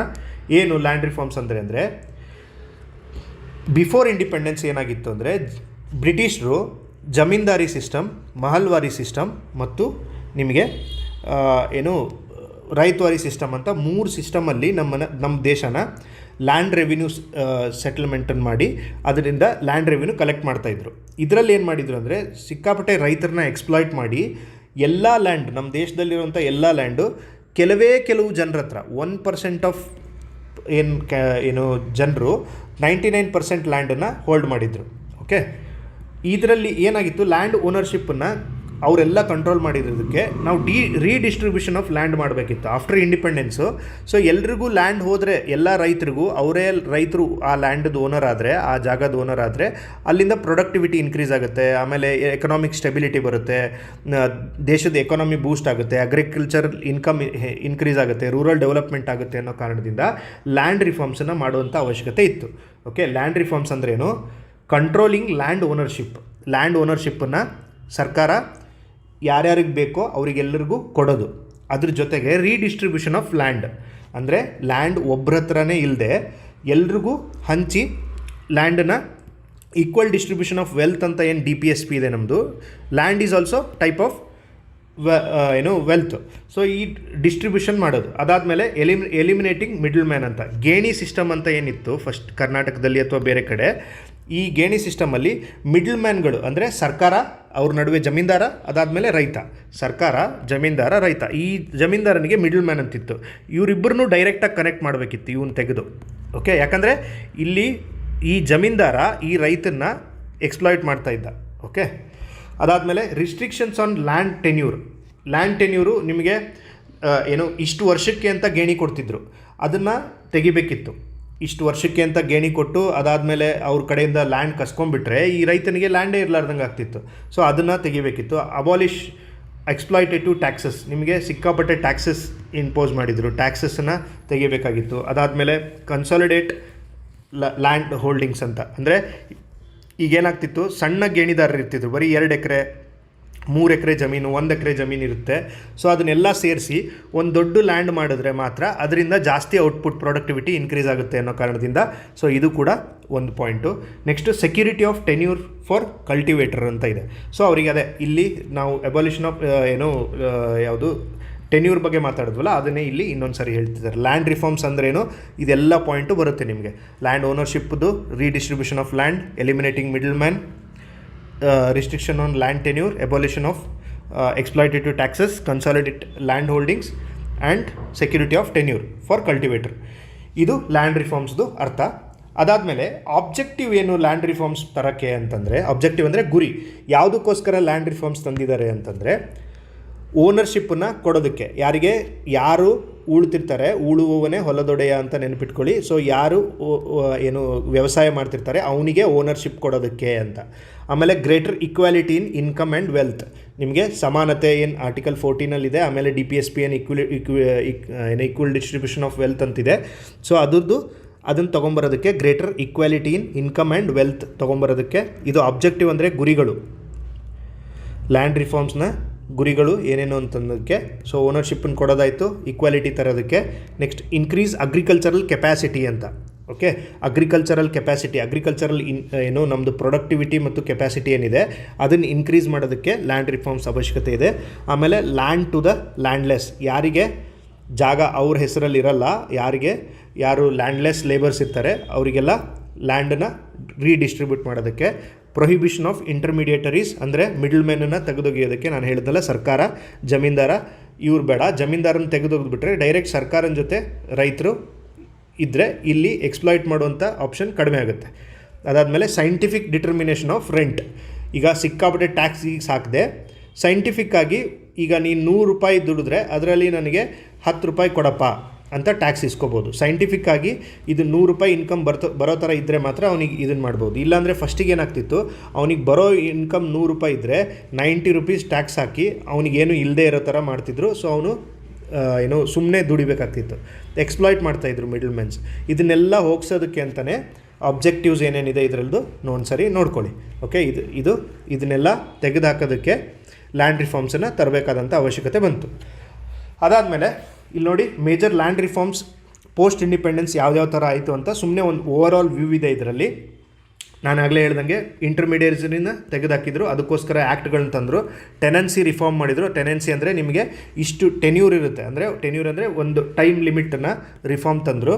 ಅದಾದಮೇಲೆ ಸೀಲಿಂಗ್ಸ್ ಆನ್ ಲ್ಯಾಂಡ್ ಹೋಲ್ಡಿಂಗ್ಸ್. ಈಗ ಒಬ್ಬ ಪರ್ಸನ್ನು ಮ್ಯಾಕ್ಸಿಮಮ್ 20 ಎಕರೆ ಮಾತ್ರ ಹೊಂದ್ಬೋದು, ಮ್ಯಾಕ್ಸಿಮಮ್ 50 ಎಕರೆ ಮಾತ್ರ ತೊಗೋಬೋದು ಅಂತ ಈ ಥರ ಒಂದು ಸೀಲಿಂಗ್ಸ್ ತೊಗೊಂಬರ್ತಾರೆ. ಆ ಸೀಲಿಂಗ್ಸ್ ಯಾವ ಥರ ಏನು ಅಂತ ನಮಗೆ 1961 ಆ್ಯಕ್ಟಲ್ಲಿ 2020 ಅಮೆಂಡ್ಮೆಂಟ್ ಆ್ಯಕ್ಟಲ್ಲಿ ನಮಗೆ ಕ್ಲಿಯರ್ ಆಗುತ್ತೆ. ಸೊ ಅಲ್ಲಿ ಅದ್ರ ಬಗ್ಗೆ ಡಿಸ್ಕಷನ್ ಮಾಡೋಣ. ಬಟ್ ಇದು ಓವರಾಲ್ ಮೈಂಡ್ ಮ್ಯಾಪ್. ಇದು ಅಬಾಲಿಷನ್ ಆಫ್ ಇಂಟರ್ಮೀಡಿಯೇಟ್ ಮಿಡಲ್ ಮ್ಯಾನನ್ನು ತೆಗೆದಾಕಿದ್ರು, ಟೆನೆನ್ಸಿ ರಿಫಾರ್ಮ್ಸ್ ತಂದರು, ಲ್ಯಾಂಡ್ ಹೋಲ್ಡಿಂಗ್ಸ್ ಸೀಲಿಂಗ್ಸ್ ತಂದರು. ಸೀಲಿಂಗ್ಸ್ ಅಂದರೆ ನಿಮಗೆ ಇಷ್ಟೇ ತೊಗೊಂಬರ್ಬೋದು, ನೀವು ಒಂದು ಸೀಲ್ ಮಾಡಿದರು. ಅದಾದಮೇಲೆ ಕನ್ಸಾಲಿಡೇಷನ್ ಆಫ್ ಲ್ಯಾಂಡ್ ಅಂದರೆ ಸಣ್ಣ ಸಣ್ಣ ಜಾಗಗಳನ್ನೆಲ್ಲ ಸೇರಿಸಿ ಒಂದು ದೊಡ್ಡ ಜಾಗವಾಗಿ ಅದನ್ನು ಕನ್ಸಾಲಿಡೇಟ್ ಮಾಡಿದರು. Economic holdings. ಓಕೆ, ಇದೆಲ್ಲ ನಿಮಗೆ ಮೇಜರ್ ಪಾಯಿಂಟ್ಸ್ ಇದು. ಓಕೆ, ಅದಾದಮೇಲೆ ನಿಮಗೆ JC ಕುಮಾರಪ್ಪ ಕಮಿಟಿ ಅಂತ ಬರುತ್ತೆ, ಅದನ್ನು ಮುಂದೆ ಡಿಸ್ಕಸ್ ಮಾಡ್ತೀನಿ. ನೆಕ್ಸ್ಟ್ ಟಾಪಿಕ್ ನಮ್ದು ಯಾವುದು ಲ್ಯಾಂಡ್ ರಿಫಾರ್ಮ್ಸಲ್ಲಿ ಅಂತಂದರೆ, ಬ್ರಿಟಿಷ್ ಟೈಮಲ್ಲಿ ರೆವಿನ್ಯೂ ಸಿಸ್ಟಮ್ ಯಾವ ಥರ ಇತ್ತು ಅನ್ನೋದು ನಮ್ಮ ನೆಕ್ಸ್ಟ್ ಪಾಯಿಂಟ್. ಡ್ಯೂರಿಂಗ್ ಬ್ರಿಟಿಷರ ರೆವಿನ್ಯೂ ಸಿಸ್ಟಮ್ ಯಾವ ಥರ ಇತ್ತು ನಿಮಗೆಲ್ಲ ಗೊತ್ತಿರುತ್ತೆ. ಜಮೀನ್ದಾರಿ ಸಿಸ್ಟಮ್ ಇತ್ತು ನಮ್ಮಲ್ಲಿ, ರೈತವಾರಿ ಸಿಸ್ಟಮ್ ಇತ್ತು, ಮಹಲ್ವಾರಿ ಸಿಸ್ಟಮ್ ಇತ್ತು ಅಂತ. ಇದ್ರ ಬಗ್ಗೆ ಕೆಲವೊಂದು ಇನ್ಫಾರ್ಮೇಷನ್ನ ಎಕ್ಸಾಮಲ್ಲಿ ಕ್ವಶನ್ ಕೇಳ್ತಾರೆ. ಸೊ ಆ ಪಾಯಿಂಟ್ಸನ್ನು ನೆನ್ಪಿಟ್ಕೊಳ್ಳಿ. ಫಸ್ಟ್ ಪಾಯಿಂಟ್ ಏನು, ಜಮೀನ್ದಾರಿ ಸಿಸ್ಟಮ್ ಯಾವಾಗ ಜಾರಿಗೆ ಬಂತು ಅಂತ ಡೈರೆಕ್ಟಾಗಿ ಕ್ವಶನ್ ಕೇಳ್ತಾರೆ. 1793 ಎಕ್ಸಾಕ್ಟ್ ಇಯರ್ ನೆನಪಿರಬೇಕು ನಿಮಗೆ. 1793 ಜಮೀನ್ದಾರಿ ಸಿಸ್ಟಮ್ ಜಾರಿಗೆ ಬಂತು. ಯಾರು ತಂದವರು ಅಂದರೆ ಕಾರ್ನ್ವಾಲಿಸ್ ಅಂತ. ನೀವು ಪರ್ಮನೆಂಟ್ ಸೆಟಲ್ಮೆಂಟ್ ಅಂತ ಕರೀತಾರೆ, ಇದಕ್ಕೆ ಪರ್ಮನೆಂಟ್ ಸೆಟಲ್ಮೆಂಟ್ ಬೈ ಅಂತ ಕೇಳ್ತಾರೆ. ಜಮೀನ್ದಾರಿ ಸಿಸ್ಟಮಿಗೆ ಪರ್ಮನೆಂಟ್ ಸೆಟಲ್ಮೆಂಟ್ ಸಿಸ್ಟಮ್ ಅಂತ ಕರೀತಾರೆ. ಪರ್ಮನೆಂಟ್ ಸೆಟಲ್ಮೆಂಟ್ ಅಂತ ಯಾಕಂತಾರೆ ಅಂತ ಹೇಳ್ತೀನಿ. ಪರ್ಮನೆಂಟ್ ಸೆಟಲ್ಮೆಂಟ್ ಸಿಸ್ಟಮ್ ತಂದವನು ಯಾರು, ಅಥವಾ ಜಮೀನ್ದಾರಿ ಸಿಸ್ಟಮ್ ತಂದವನು ಯಾರು ಅಂತಂದರೆ ಕಾರ್ನ್ವಾಲಿಸ್. ಈ ಕಾರ್ನ್ ಅಂತ ನೆನ್ಪಿಟ್ಕೊಳ್ಳಿ, ಪಾಪ್ಕಾರ್ನ್ ಮೆಕ್ಕೆಜೋಳ. ಸೊ ಇದನ್ನು ಮೆಕ್ಕೆಜೋಳ ಪರ್ಮನೆಂಟ್ ಜಮೀನ್ದಾರಿ ಸಿಸ್ಟಮಲ್ಲಿ ಮೆಕ್ಕೆಜೋಳ ಬೆಳೀತಿದ್ರು ಅಂತ ಈ ಥರ ಒಂದು ನೆನಪು ಮಾಡಿಟ್ಕೊಳ್ಳಿ. ಸೊ ಪರ್ಮನೆಂಟ್ ಸೆಟಲ್ಮೆಂಟ್ ತಂದವರು ಯಾರು, ಕಾರ್ನ್ವಾಲಿಸ್ ಅಂತ. ಓಕೆ, ಇದಕ್ಕೆ ಪರ್ಮನೆಂಟ್ ಸೆಟಲ್ಮೆಂಟ್ ಅಂತಾರೆ. ಇದರಲ್ಲಿ ಏನಿತ್ತು ಅಂದರೆ, 100 ರೂಪಾಯಿ ಟ್ಯಾಕ್ಸ್ ಕಲೆಕ್ಟ್ ಮಾಡಿದ್ರೆ ಅದರಲ್ಲಿ 89 ರೂಪಾಯಿ ನೀವು ಸರ್ಕಾರಕ್ಕೆ ಕೊಡಬೇಕು ಜಮೀನ್ದಾರ. 11 ರೂಪಾಯಿ ತಾನಿಟ್ಕೋಬೇಕು for his profit and expenditure. 11 rupees ಅವನು ಇಟ್ಕೋಬೇಕು. 89 ರೂಪೀಸು ಸರ್ಕಾರಕ್ಕೆ ಕೊಡಬೇಕು. ಅದನ್ನು pay 89% revenue to states, keep 11% as share ಅಂತ. ಓಕೆ, ಇದರಲ್ಲಿ ಏನು ಮಾಡಿರ್ತಿದ್ರು ಅಂದರೆ, ಒಂದು ಲ್ಯಾಂಡ್ ಇದೆ, ಈ ಲ್ಯಾಂಡನ್ನು 1 ವರ್ಷಕ್ಕೆ ಇದರಿಂದ ಇಷ್ಟು ದುಡ್ಡು ಬರಬೇಕು ನಮಗೆ ಅಂತ ಬ್ರಿಟಿಷರು ಇವನ ಕಡೆಯಿಂದ ಒಂದು ಅಗ್ರಿಮೆಂಟ್ ಮಾಡಿಸ್ಕೊಂಡಿರ್ತಿದ್ರು. ಜಮೀನ್ದಾರ್ ಕಡೆಯಿಂದ ಒಂದು ಅಗ್ರಿಮೆಂಟ್ ಮಾಡಿಸ್ಕೊಂಡಿರ್ತಿದ್ರು, ಈ ಲ್ಯಾಂಡಿಂದ ನಮಗೆ 100 ರೂಪಾಯಿ ಬರಲೇಬೇಕು ಅಂತ. ಸೊ ಇವನು ಈ ಲ್ಯಾಂಡಿಲ್ಲಿ ಎಷ್ಟೇ ಬೆಳೆ ಬರದೇ ಇರಲಿ ಈ 100 ರೂಪಾಯಿ ಕಲೆಕ್ಟ್ ಮಾಡಲೇಬೇಕಿತ್ತು. ಸೊ ಇದರಿಂದ ಏನಾಗ್ತಿತ್ತು ಅಂದರೆ, ರೈತರಿಗೆ ಸಿಕ್ಕಾಪಟ್ಟೆ ಸಮಸ್ಯೆ ಆಗ್ತಿತ್ತು. ಕೆಲವೊಮ್ಮೆ ಬೆಳೆ ಚೆನ್ನಾಗಿ ಬರಲಿಲ್ಲ ಅಂದರೆ ಜಮೀನ್ದಾರರು ಏನು ಮಾಡ್ತಾಯಿದ್ರು, ಅವನ ಕಡೆಯಿಂದ ಫೋರ್ಸ್ಫುಲಿ ಅವನ್ನ ತೊಗೋತಾಯಿದ್ರು, ಇಲ್ಲಾಂದರೆ ಆ ಜಾಗನ ಬೇರೆಯವರಿಗೆ ಮಾರಿಬಿಡ್ತಿದ್ರು. ಸೊ ಈ ಜಮೀನ್ದಾರಿ ಸಿಸ್ಟಮಲ್ಲಿ ಈ ಥರ ಎಕ್ಸ್ಪ್ಲಾಯ್ಟೇಷನ್ ಆಗ್ತಾಯಿತ್ತು. ಸೊ ಇದನ್ನ ತಂದವರು ಯಾರು, ಕಾರ್ನ್ವಾಲಿಸ್. ಈ ರೀಸನ್ಸ್ ಎಲ್ಲ ಜಾಸ್ತಿ ಡಿಸ್ಕಸ್ ಮಾಡಲ್ಲ ನಾನು. ನೀವು ಬೇರೆ ನಿಮ್ಮ ಎಕಾನಮಿ ಅಥವಾ ನಿಮ್ಮ ಹಿಸ್ಟ್ರಿ ಸಬ್ಜೆಕ್ಟಲ್ಲಿ ಇದನ್ನು ಓದಿರ್ತೀರ. ಬಟ್ ಇಲ್ಲಿ ಫ್ಯಾಕ್ಟ್ಸನ್ನು ಮಾತ್ರ ಜಾಸ್ತಿ ಎಕ್ಸಾಮಿಗೆ ಏನು ರಿಲೆವೆಂಟ್ ಪಾಯಿಂಟ್ಸ್ ಇದೆ ಅದನ್ನು ಮಾತ್ರ ಡಿಸ್ಕಷನ್ ಮಾಡೋಣ. ಓಕೆ, ಇದರಲ್ಲಿ ರೆವಿನ್ಯೂ ಫಿಕ್ಸ್ ಇತ್ತು ಅಂದರೆ ಇಷ್ಟು ರೂಪಾಯಿ ಈ ಲ್ಯಾಂಡಿಂದ ಬರಬೇಕು ಅಂದರೆ ಅಷ್ಟು ರೂಪಾಯಿ ಆ ಲ್ಯಾಂಡಿಂದ ಬರಲೇಬೇಕು ಅಂತ. ಓಕೆ, ಇದು ಯಾವ ಜಾಗದಲ್ಲಿ ಜಮೀನ್ದಾರಿ ಸಿಸ್ಟಮ್ ಜಾಸ್ತಿ ಚಾಲ್ತಿಯಲ್ಲಿತ್ತು ಅಂತ ಕೇಳ್ತಾರೆ. ಸೊ ವೆಸ್ಟ್ ಬೆಂಗಾಲ್, ಬಿಹಾರ್, ಒಡಿಶಾ, UP, ಆಂಧ್ರ ಪ್ರದೇಶ್, ಮಧ್ಯಪ್ರದೇಶ್, ಈ ಜಾಗಗಳನ್ನು ನೀವು ನೆನಪಿಟ್ಕೊಳ್ಳಿ. ಈ ಜಮೀನ್ದಾರಿ ಸಿಸ್ಟಮ್ ನೆನಪಿಟ್ಕೊಬಿಡಿ. ಬಟ್ ಮಹಲ್ವಾರಿ, ರೈತವಾರಿ ನೆನಪಿಟ್ಕೊಳ್ಳಿ. ನಿಮಗೆ ಜಮೀನ್ದಾರಿ ಆಟೋಮೆಟಿಕಲಿ ಅದು ನೆನಪುಳಿಯುತ್ತೆ. ಓಕೆ, ರೈತವಾರಿ ನೋಡೋಣ ನೆಕ್ಸ್ಟು. ರೈತವಾರಿ ಸಿಸ್ಟಮ್ ಯಾವಾಗ ಬಂತು ಅಂದರೆ 1820. ಇದನ್ನು ಕಾನ್ಸೆಪ್ಟ್ ತಂದವರು ಯಾರು ಅಂತಂದರೆ captain Alexander read and Thomas Munro ಅಂತ ಇಬ್ಬರಿದ್ದಾರೆ. ಸೊ ರೈತವಾರಿ ಸಿಸ್ಟಮ್ ತಂದವರು ಯಾರು, captain Alexander read and sir Thomas Munro ಅಂತ. ಇವ್ರ ಹೆಸರು ಇಂಪಾರ್ಟೆಂಟ್ ಆಗುತ್ತೆ, ಇವ್ರ ಹೆಸರನ್ನ ನೆನ್ಪಿಟ್ಕೊಳ್ಳಿ. ಇಲ್ಲೇನಾಗುತ್ತೆ ರೈತವಾರಿ ಸಿಸ್ಟಮಲ್ಲಿ, ನಿಮ್ಗೆ ಹೆಸರಲ್ಲೇ ಇದೆ ರೈತವಾರಿ ಅಂದರೆ farmer pays revenue directly to state ಅಂತ. ಇದರಲ್ಲಿ ಜಮೀನ್ದಾರಿ ಅಂತ ಮಿಡ್ಲ್ ಮ್ಯಾನ್ ಇರಲ್ಲ. ಏನು ರೈತರಿರ್ತಾರೆ ಅವರೇ ಡೈರೆಕ್ಟಾಗಿ ನಿಮಗೆ ಸರ್ಕಾರಕ್ಕೆ ದುಡ್ಡು ಕಟ್ತಾರೆ, ಟ್ಯಾಕ್ಸಸನ್ನು ಕಟ್ತಾರೆ. Okay, no eviction of if rent paid ಅಂತ. ಸೊ ಫಸ್ಟ್ ಇಂಟ್ರೊಡ್ಯೂಸ್ಡ್ ಇನ್ ತಮಿಳ್ನಾಡಲ್ಲಿ ಇದನ್ನು ಫಸ್ಟ್ ಇಂಟ್ರೊಡ್ಯೂಸ್ ಮಾಡ್ತಾರೆ ರೈತವಾರಿ ಸಿಸ್ಟಮನ್ನು.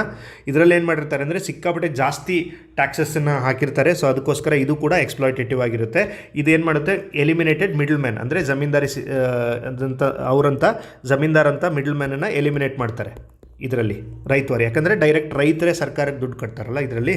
Okay, extended to Maharashtra, Berar, eastern Punjab, Coorg, Assam, Mysuru ಭಾಗದಲ್ಲಿ ಯಾವುದಿತ್ತು, ರೈತವಾರಿ ಸಿಸ್ಟಮ್ ಜಾಲ್ತಿಯಲ್ಲಿತ್ತು ಅಂತ ನೆನ್ಪಿಟ್ಕೊಳ್ಳಿ. ಮೈಸೂರು ಭಾಗದಲ್ಲಿ ರೈತವಾರಿ ಸಿಸ್ಟಮ್ ಜಾರಿಯಲ್ಲಿತ್ತು, ಜಮೀನ್ದಾರಿ ಸಿಸ್ಟಮ್ ಇರಲಿಲ್ಲ, ಮಹಲ್ವಾರಿ ಕೂಡ ಇರಲಿಲ್ಲ. ರೈತವಾರಿ ಸಿಸ್ಟಮ್ ಇತ್ತು ಮೈಸೂರು ಭಾಗದಲ್ಲಿ ಮತ್ತು ಕೂರ್ಗ್ ಭಾಗದಲ್ಲಿ. ಕೂರ್ಗ್ ಅಂದರೆ ಕೊಡಗು ಭಾಗದಲ್ಲಿ. ಓಕೆ, ನೆಕ್ಸ್ಟು ಮಹಲ್ವಾರಿ ಸಿಸ್ಟಮ್ ನೋಡಿ. ಮಹಲ್ ಅಂತಂದರೆ ನಿಮಗೆ ವಿಲೇಜ್ ಅಂತ ಅರ್ಥ. ಓಕೆ, ಮಹಲ್ ಅಂದರೆ ವಿಲೇಜ್ ಅರ್ಥ. ಇದು ಯಾವಾಗ ಚಾಲ್ತಿಯಲ್ಲಿ ಬಂತು ಅಂದರೆ 1822 ಅಲ್ಲಿ ಯಾರು ಹಾಲ್ಟ್ ಮೆಕೆನ್ಸಿ ಅನ್ನೋರು ಇದನ್ನು ತೊಗೊಂಬರ್ತಾರೆ. Robert Bird and James Thomas ಕೂಡ ಇದರಲ್ಲಿ ಇನ್ವಾಲ್ವ್ ಆಗಿರ್ತಾರೆ ಈ ಪಾಲಿಸಿ ಫಾರ್ಮುಲೇಷನಲ್ಲಿ. ಯಾರ ಟೈಮಲ್ಲಿ ಬರುತ್ತೆ ಇದ್ರೆ ಅಂದರೆ ಯಾರು ಗವರ್ನರ್ ಜನರಲ್ ಯಾರು ಇರ್ತಾರೆ ಇಂಡಿಯಾದು ಅಂದರೆ ವಿಲಿಯಂ ಬೆಂಟಿಕ್ ಇರ್ತಾನೆ ಆ ಟೈಮಲ್ಲಿ. ಸೊ ಇದು ಏನು ಅಂತಂದರೆ ಒಂದು ಊರಿನವ್ರು ಎಲ್ಲರೂ ಸೇರಿ ಟ್ಯಾಕ್ಸ್ ಕಟ್ಟೋದು. ಒಂದು ಊರಿನವ್ರೆಲ್ಲರೂ ಸೇರಿ, ಮಹಲ್ ಅಂದರೆ ಒಂದು ವಿಲೇಜ್ ಅಂತ. ಸೊ ವಿಲೇಜ್ ಅವರೆಲ್ಲರೂ ಸೇರಿ ಡೈರೆಕ್ಟಾಗಿ ಸರ್ಕಾರಕ್ಕೆ ಟ್ಯಾಕ್ಸ್ ಕಟ್ಟೋದಕ್ಕೆ ಮಹಲ್ವಾರಿ ಸಿಸ್ಟಮ್ ಅಂತ ಕರೀತಾರೆ. ರೆವಿನ್ಯೂ ರಿವೈಸ್ ಪಿರಿಯಾಡಿಕಲಿ ಇದೆಲ್ಲಿತ್ತು, ನಾರ್ತ್ ವೆಸ್ಟರ್ನ್ ಪ್ರಾವಿನ್ಸಸ್ಸಲ್ಲಿ, ಅಂದರೆ ಈಗೇನು ಪಾಕಿಸ್ತಾನ ಅಫ್ಘಾನಿಸ್ತಾನ ಇದೆ ಅಲ್ಲಿ, UP, MP, Punjab and Delhi ಭಾಗದಲ್ಲಿ ಮಹಲ್ವಾರಿ ಸಿಸ್ಟಮ್ ಜಾರಿಯಲ್ಲಿತ್ತು. ಸೊ ನಮಗೆ ರೈತವಾರಿ ಸಿಸ್ಟಮ್ ನೆನಪಿಟ್ಕೊಳ್ಳಿ, ಯಾಕಂದರೆ ಕೂರ್ಗ್ ಮತ್ತು ಮೈಸೂರು ಭಾಗ ಇದು ಇಲ್ಲಿ ಜಾರಿಯಲ್ಲಿತ್ತು. ಓಕೆ, ಈ ಮೂರು revenue system of land revenue system during British era. ಈ ಮೂರು ನೆನಪಿಟ್ಕೊಳ್ಳಿ. ಇದರಲ್ಲಿ ಹೈಲೈಟ್ ಮಾಡಿದ್ದೀನಿ. ಆ ಪಾಯಿಂಟನ್ನು ರಿವಿಷನ್ ಮಾಡೋದಕ್ಕೆ ನಿಮಗೆ ತುಂಬ ಈಸಿ ಆಗುತ್ತೆ. ಇಲ್ಲಿ ಇನ್ನೊಂದು ರಿವಿಷನ್ ಎಕ್ಸಾಮ್ ಫೋಕಸ್ ಪಾಯಿಂಟ್ ಅಂತ ಕೂಡ ಕೊಟ್ಟಿದ್ದೀನಿ. ಸೊ ಕಾರ್ನ್ವಾಲಿಸು 1973 ನೆನಪಿಟ್ಕೊಳ್ಳಿ. ಜಮೀನ್ದಾರಿ ಸಿಸ್ಟಮ್ ಬೆಂಗಾಲ್ ಆ್ಯಂಡ್ ಬಿಹಾರ್ ರೀಜನಲ್ಲಿ ತಂದ 89:11% ಸ್ಪ್ಲಿಟ್ ಇತ್ತು ಇದರಲ್ಲಿ. ಆಮೇಲೆ ಥಾಮಸ್ ಮುನ್ರೋ ರೈತವಾರಿ ಸಿಸ್ಟಮು ಯಾವಾಗ 1820 ಸೌತ್ ಇಂಡಿಯನ್ ರೀಜನಲ್ಲಿ ತಂದ, ಡೈರೆಕ್ಟ್ ಸ್ಟೇಟಿಗೆ ರೈತವಾರಿ ಸಿಸ್ಟಮಲ್ಲಿ ಟ್ಯಾಕ್ಸನ್ನು ಕಟ್ಟಬೇಕಿತ್ತು. Holt Mackenzie 1822 mahalwari system, mahal ಅಂದರೆ ವಿಲೇಜ್, ಆ್ಯಸ್ ಅ ಯೂನಿಟ್ ಟ್ಯಾಕ್ಸನ್ನು ಪೇ ಮಾಡ್ತಾಯಿದ್ರು. ಓಕೆ, ನೆಕ್ಸ್ಟ್ ಟಾಪಿಕ್ ಯಾವುದು ನಮ್ಮದು ಇದರಲ್ಲಿ ಅಂದರೆ ಪ್ರೀ ಇಂಡಿಪೆಂಡೆನ್ಸ್ ಟೈಮಲ್ಲಿ. ಪ್ರೀ ಇಂಡಿಪೆಂಡೆನ್ಸ್ ಅಂದರೆ ನಮಗೆ ಸ್ವಾತಂತ್ರ್ಯ ಬರೋಕ್ಕಿಂತ ಮುಂಚೆ ಕರ್ನಾಟಕದಲ್ಲಿ ಲ್ಯಾಂಡ್ ರೆವಿನ್ಯೂ ಸಿಸ್ಟಮ್ ಯಾವ ಥರ ಇತ್ತು ಅಂತ. ಸೊ ನಮಗೆ ವಿಜಯನಗರ ಸಂಸ್ಥಾನದ ಬಗ್ಗೆ ಓದಬೇಕಾದ್ರೆ ಲ್ಯಾಂಡ್ ರೆವಿನ್ಯೂ ಸಿಸ್ಟಮ್ ಓದ್ತೀವಿ. ವಿಜಯನಗರ ಸಂಸ್ಥಾನದಲ್ಲಿ ಲ್ಯಾಂಡ್ ಮ್ಯಾನೇಜ್ಮೆಂಟ್ ಬೈ ಪಾಳೆಗಾರ್ ಅಥವಾ ಪಾಲಿಗರ್ಸ್ ಅಂತ ಏನು ಕರೀತಾರೆ. ಸೊ ಇವರಿಗೆ ಪಾಳೆಗಾರರು ಅಂತ ಏನು ನಾವು ಕರಿತೀವಿ, ಅವರು ಲ್ಯಾಂಡ್ ರೆವಿನ್ಯೂನ ಕಲೆಕ್ಟ್ ಮಾಡ್ತಾಯಿದ್ರು. ಲ್ಯಾಂಡ್ ಲಾರ್ಡ್ಸ್ ಇದ್ರು ಇವರು. ಅದಾದಮೇಲೆ 12 ಟೈಪ್ಸ್ ಆಫ್ ಹೆರಿಡಿಟ್ರಿ ಗಾರ್ಡ್ಸ್ ಇದ್ದರು ಇದರಲ್ಲಿ. ಓಕೆ, ಇದನ್ನು ವಿಲೇಜ್ ಅಕೌಂಟನ್ನು ಮೇಂಟೈನ್ ಮಾಡೋದಕ್ಕೆ. ನಿಮಗೆ ಈ ವಿಜಯನಗರ ಹಿಸ್ಟ್ರಿಯಲ್ಲಿ ಇದನ್ನು ಡೀಟೇಲಾಗಿ ಓದ್ತೀರಾ. ಇದು ಸುಮ್ಮನೆ ನಿಮ್ಮ ಇಂಟ್ರೆಸ್ಟಿಗೆ ಕೊಟ್ಟಿದ್ದೀನಿ. ಇದರಲ್ಲಿ ಕೆಲವೊಂದು ಪಾಯಿಂಟ್ ಇಂಪಾರ್ಟೆಂಟ್. ಫಾರ್ ಎಕ್ಸಾಂಪಲ್, ನಿಮಗೆ ಚಿಕ್ಕದೇವರಾಜ ಒಡೆಯರ್ ಗೊತ್ತು, ನಿಮಗೆ ನವಕೋಟಿ ನಾರಾಯಣ ಅಂತ ಹೆಸರಿತ್ತು ಇವರಿಗೆ. ಟ್ಯಾಕ್ಸ್ ಕಲೆಕ್ಷನಲ್ಲಿ ಮಾಡೆಲ್ ಆಗಿ ಮೈಸೂರು ಸ್ಟೇಟನ್ನು ಕನ್ವರ್ಟ್ ಮಾಡಿದರು. ಇವ್ರ ಟೈಮಲ್ಲಿ ಜಂಗಮ್ ಫಾರ್ಮರ್ಸ್ದು ಒಂದು ರಿವೋಲ್ಟ್ ಆಗಿದೆ. ಎಲ್ಲಿ ಅಂತಂದರೆ ನಂಜನಗೂಡು. ಈ ಥರದ ಪಾಯಿಂಟ್ಸನ್ನು ಡೈರೆಕ್ಟಾಗಿ ಕ್ವಶನ್ ಕೇಳ್ತಾರೆ. Jangam farmers revolt related to ಅಂತ ಕೇಳ್ತಾರೆ. ಲ್ಯಾಂಡ್ ರಿಫಾರ್ಮ್ಸ್ ರಿಲೇಟೆಡ್ ಅದು. ಜಂಗಮ್ ಫಾರ್ಮರ್ಸ್ ಅಂದರೆ ವೀರಶೈವ ಜಂಗಮ ಫಾರ್ಮರ್ಸ್ ಏನಿದ್ದಾರೆ ನಂಜನಗೂಡು ಭಾಗದಲ್ಲಿ ಅತಿಯಾದ ಟ್ಯಾಕ್ಸ್ ಮತ್ತು ಸ್ಟ್ರಿಕ್ಟ್ ಲಾಸಿಂದ ಅವರು ಬೇಸತ್ತು ಸರ್ಕಾರದ ಅಂದರೆ ಆವತ್ತಿನ ಮೈಸೂರು ಒಡೆಯರ್ ವಿರುದ್ಧ ದಂಗೆ ಹೇಳ್ತಾರೆ. ಅದಕ್ಕೆ ಜಂಗಮ್ ಫಾರ್ಮರ್ಸ್ ರಿವೋಲ್ಟ್ ಅಂತ ಕರೀತಾರೆ. ಓಕೆ, ಅದಾದಮೇಲೆ ಹೈದರ್ ಅಲಿ ಮತ್ತು ಟಿಪ್ಪು ಸುಲ್ತಾನ್ ಟೈಮಲ್ಲಿ ಕೂಡ ಲ್ಯಾಂಡ್ ರಿಫಾರ್ಮ್ಸ್ದು ಲ್ಯಾಂಡ್ ರಿಲೇಟೆಡ್ ಇದಿರುತ್ತೆ. ಆಮೇಲೆ ಇನ್ನೊಂದು ಪಾಯಿಂಟ್ ಏನಂದರೆ, ಚಿಕ್ಕದೇವರಾಜ ಒಡೆಯರ್ ಟೈಮಲ್ಲಿ ಸೆಂಟ್ರಲೈಸ್ಡ್ ಲ್ಯಾಂಡ್ ಓನರ್ಶಿಪ್ ಇತ್ತು. ಅಂದರೆ ಸೆಂಟ್ರಲೈಸ್ಡ್ ಅಂದರೆ ಡೈರೆಕ್ಟಾಗಿ ಮೈಸೂರು ಒಡೆಯರ್ ಇಂದನೇ ಲ್ಯಾಂಡು ಅಂದರೆ ಸೆಂಟ್ರಲ್ ಫಾರ್ಮೆಟಲ್ಲಿ ಲ್ಯಾಂಡ್ ಡಿಸ್ಟ್ರಿಬ್ಯೂಟ್ ಆಗಿತ್ತು. ಓಕೆ, ಡಿಸೆಂಟ್ರಲೈಸ್ಡ್ ಇರಲಿಲ್ಲ. Okay, next Tipu Sultan confiscated land land gave directly to ಗೇಣಿ ಫಾರ್ಮರ್ಸ್. ಅಂದರೆ ಟಿಪ್ಪು ಸುಲ್ತಾನ್ ಟೈಮಲ್ಲಿ ಏನಾಗುತ್ತೆ, ಈ ಪಾಳೆಗಾರ್ಸ್ ಅಂತ ಏನಿರ್ತಾರೆ, ಪಾಲಿಗಾರ್ಸ್ ಮತ್ತು ಟಿಪ್ಪು ಸುಲ್ತಾನ್ ನಡುವೆ ಸರಿ ಇರಲ್ಲ. ಸೊ ಈ ಪಾಲಿಗಾರ್ಸ್ ಕಡೆಯಿಂದ ಲ್ಯಾಂಡನ್ನೆಲ್ಲ ತೊಗೊಂಡು ಡೈರೆಕ್ಟಾಗಿ ರೈತರಿಗೆ ಗೇಣಿ ಮೂಲಕ ಕೊಡ್ತಾರೆ. ಲ್ಯಾಂಡ್ ರೆವಿನ್ಯೂ ಕಲೆಕ್ಟ್ ಮಾಡೋರಿಗೆ ಅಮಾಲ್ದಾರ್ ಅಂತ ಕರಿತಿದ್ರು. Okay, no farmer given more than 1 ಮೋಜನ ಆಫ್ ಲ್ಯಾಂಡ್ ಅಂತ ಒಂದು ಪಾಯಿಂಟ್ ಇದೆ. ಇದನ್ನು ಕೂಡ ನೆನ್ಪಿಟ್ಕೊಳ್ಳಿ. ಓಕೆ, ನೆಕ್ಸ್ಟ್ ಅದಾದಮೇಲೆ ದಿವಾನ್ ಪೂರ್ಣಯ್ಯ ಟೈಮಲ್ಲಿ ಮತ್ತೆ ಪಾಳೆಗಾರು ಇದು ಬರುತ್ತೆ, ಅವರಿಗೆ ಪವರ್ ಕೊಡ್ತಾರೆ. ಸೊ ರೆಗ್ಯುಲರ್ ಮಾಡ್ತಾರೆ. ಆಮೇಲೆ ಪ್ರಾಪರ್ಟಿ ರೈಟ್ಸನ್ನು ಕೂಡ ಅವ್ರಿಗೆ ಕೊಡ್ತಾರೆ. ಇದಷ್ಟು ಇಂಪಾರ್ಟೆಂಟ್ ಪಾಯಿಂಟ್ ಅಲ್ಲ, ಬಟ್ ನಮಗೆ ಇಲ್ಲಿ ನೆನಪಿಟ್ಕೊಳ್ಳಿ 1831 to 1881 ಟೈಮಲ್ಲಿ ನಿಮಗೆ ಕಮಿಷನರ್ ರೂಲ್ ಇರುತ್ತೆ. ಮೈಸೂರು ಸ್ಟೇಟಲ್ಲಿ ಕಮಿಷನರ್ ರೂಲ್ ಇರುತ್ತೆ. ಏನು 1831 ಮುಮ್ಮಡಿ ಕೃಷ್ಣರಾಜ ಒಡೆಯರ್ ಟೈಮಲ್ಲಿ ಏನು ನಗರ ರಿವೋಲ್ಟ್ ಆಗುತ್ತೆ. ನಗರ ರಿವೋಲ್ಟ್ ಆದಮೇಲೆ ಬೂದಿ ಬಸಪ್ಪ ಅನ್ನೋರು ಏನು ರಿವೋಲ್ಟ್ ಮಾಡ್ತಾರೆ, ಆವಾಗ ಬ್ರಿಟಿಷರು ಮೈಸೂರು ಕಿಂಗ್ಡಮ್ ಕಡೆಯಿಂದ ಏನು ಅಧಿಕಾರ ಕಸ್ಕೊಂಡು ಕಮಿಷನರ್ಗೆ ಆಡಳಿತ ಕೊಡ್ತಾರೆ. ಈ ಟೈಮಲ್ಲಿ ಕಮಿಷನರ್ ಆಡಳಿತ ಇರುತ್ತೆ. 5 ಜನ ಕಮಿಷನರು ಕ್ರೊನಾಲಜಿಕಲ್ ಆರ್ಡ್ರಲ್ಲಿ ಅರೇಂಜ್ ಮಾಡಿ ಕಮೆಂಟ್ ಸೆಕ್ಷನಲ್ಲಿ ತಿಳಿಸಿ ಯಾರು ಗೊತ್ತಿರೋರು. ಸೊ ಯಾರ್ಯಾರು ಕಮಿಷನರ್ ಆಳಿದ್ದಾರೆ ಮೈಸೂರು ಭಾಗ ಅಂತ ಹೆಸರಾದರೂ ಮೆನ್ಷನ್ ಮಾಡಿ. Okay, British introduced ryotwari system in Mysuru state ಅಂತ ಹೇಳ್ತಿದ್ದಾರೆ. ಸೊ ಇದು ತುಂಬ ಇಂಪಾರ್ಟೆಂಟ್ ಪಾಯಿಂಟು, ಕೇಳೋಂಥ ಚಾನ್ಸಸ್ ಜಾಸ್ತಿ ಇದೆ ಇದನ್ನು. ಓಕೆ, ನೆಕ್ಸ್ಟ್ ಅದಾದಮೇಲೆ ಇದು ನೆಕ್ಸ್ಟ್ ಇಂಪಾರ್ಟೆಂಟ್ ಪಾಯಿಂಟ್, ನಿಮಗೆ ಎಕ್ಸಾಮಲ್ಲಿ ಬರ್ಬೋದಾದಂಥ point. Inams commission created by British ಯಾವಾಗ 1864 ಏನಿದು ಅಂತಂದರೆ ನಿಮಗೆ 13 ಟೈಪ್ಸ್ ಆಫ್ ಇನಾಮನ್ನು ಐಡೆಂಟಿಫೈ ಮಾಡ್ತಾನೆ ಇವನೊಬ್ಬ ಲೆವೀಸ್ ಅಂತ. ಏನು ಇನಾಮ್ ಲ್ಯಾಂಡ್ ಅಂತಂದರೆ, ಇನಾಮ್ ಅಂತಂದರೆ ನಿಮಗೆ ಹಿಂದಿಯಲ್ಲಿ ಸಿಂಪಲ್ ಅರ್ಥ ಏನು ಅಂತಂದರೆ ಗಿಫ್ಟ್ ಅಂತ. ಇನಾಮ್ ಅಂತಂದರೆ ಗಿಫ್ಟ್ ಅಂತ ಅರ್ಥ. ಸೊ ರಾಜರು ಏನು ಮಾಡ್ತಾಯಿದ್ರು, ಅವ್ರ ಹತ್ರ ಕೆಲಸ ಮಾಡೋಂಥ ಕೆಲವೊಬ್ಬರು ಸ್ಪೆಷಲ್ ಅಧಿಕಾರಿಗಳಾಗಲಿ ಅವ್ರ ಅಥವಾ ಏನೋ ಯಾರಿಗಾರು ರಿಲಿಜಿಯಸ್ ಚಾರಿಟಿಗೆ ಏನೋ ಗಿಫ್ಟ್ ಕೊಡಬೇಕಾಗಿದ್ದರೆ ಅವರಿಗೆ ಒಂದು ಲ್ಯಾಂಡನ್ನು ಕೊಟ್ಬಿಡ್ತಿದ್ರು. ಆ ಲ್ಯಾಂಡಿಂದ ಬರುವಂಥ ರೆವಿನ್ಯೂನೆಲ್ಲ ಅವರ ಉಪಯೋಗಕ್ಕೆ, ಅವರ ಲಾಭಕ್ಕೆ ಅದನ್ನು ಬಳಸ್ಕೊತಾಯಿದ್ರು. ಈಗ ಫಾರ್ ಎಕ್ಸಾಂಪಲ್ ನಿಮಗೆ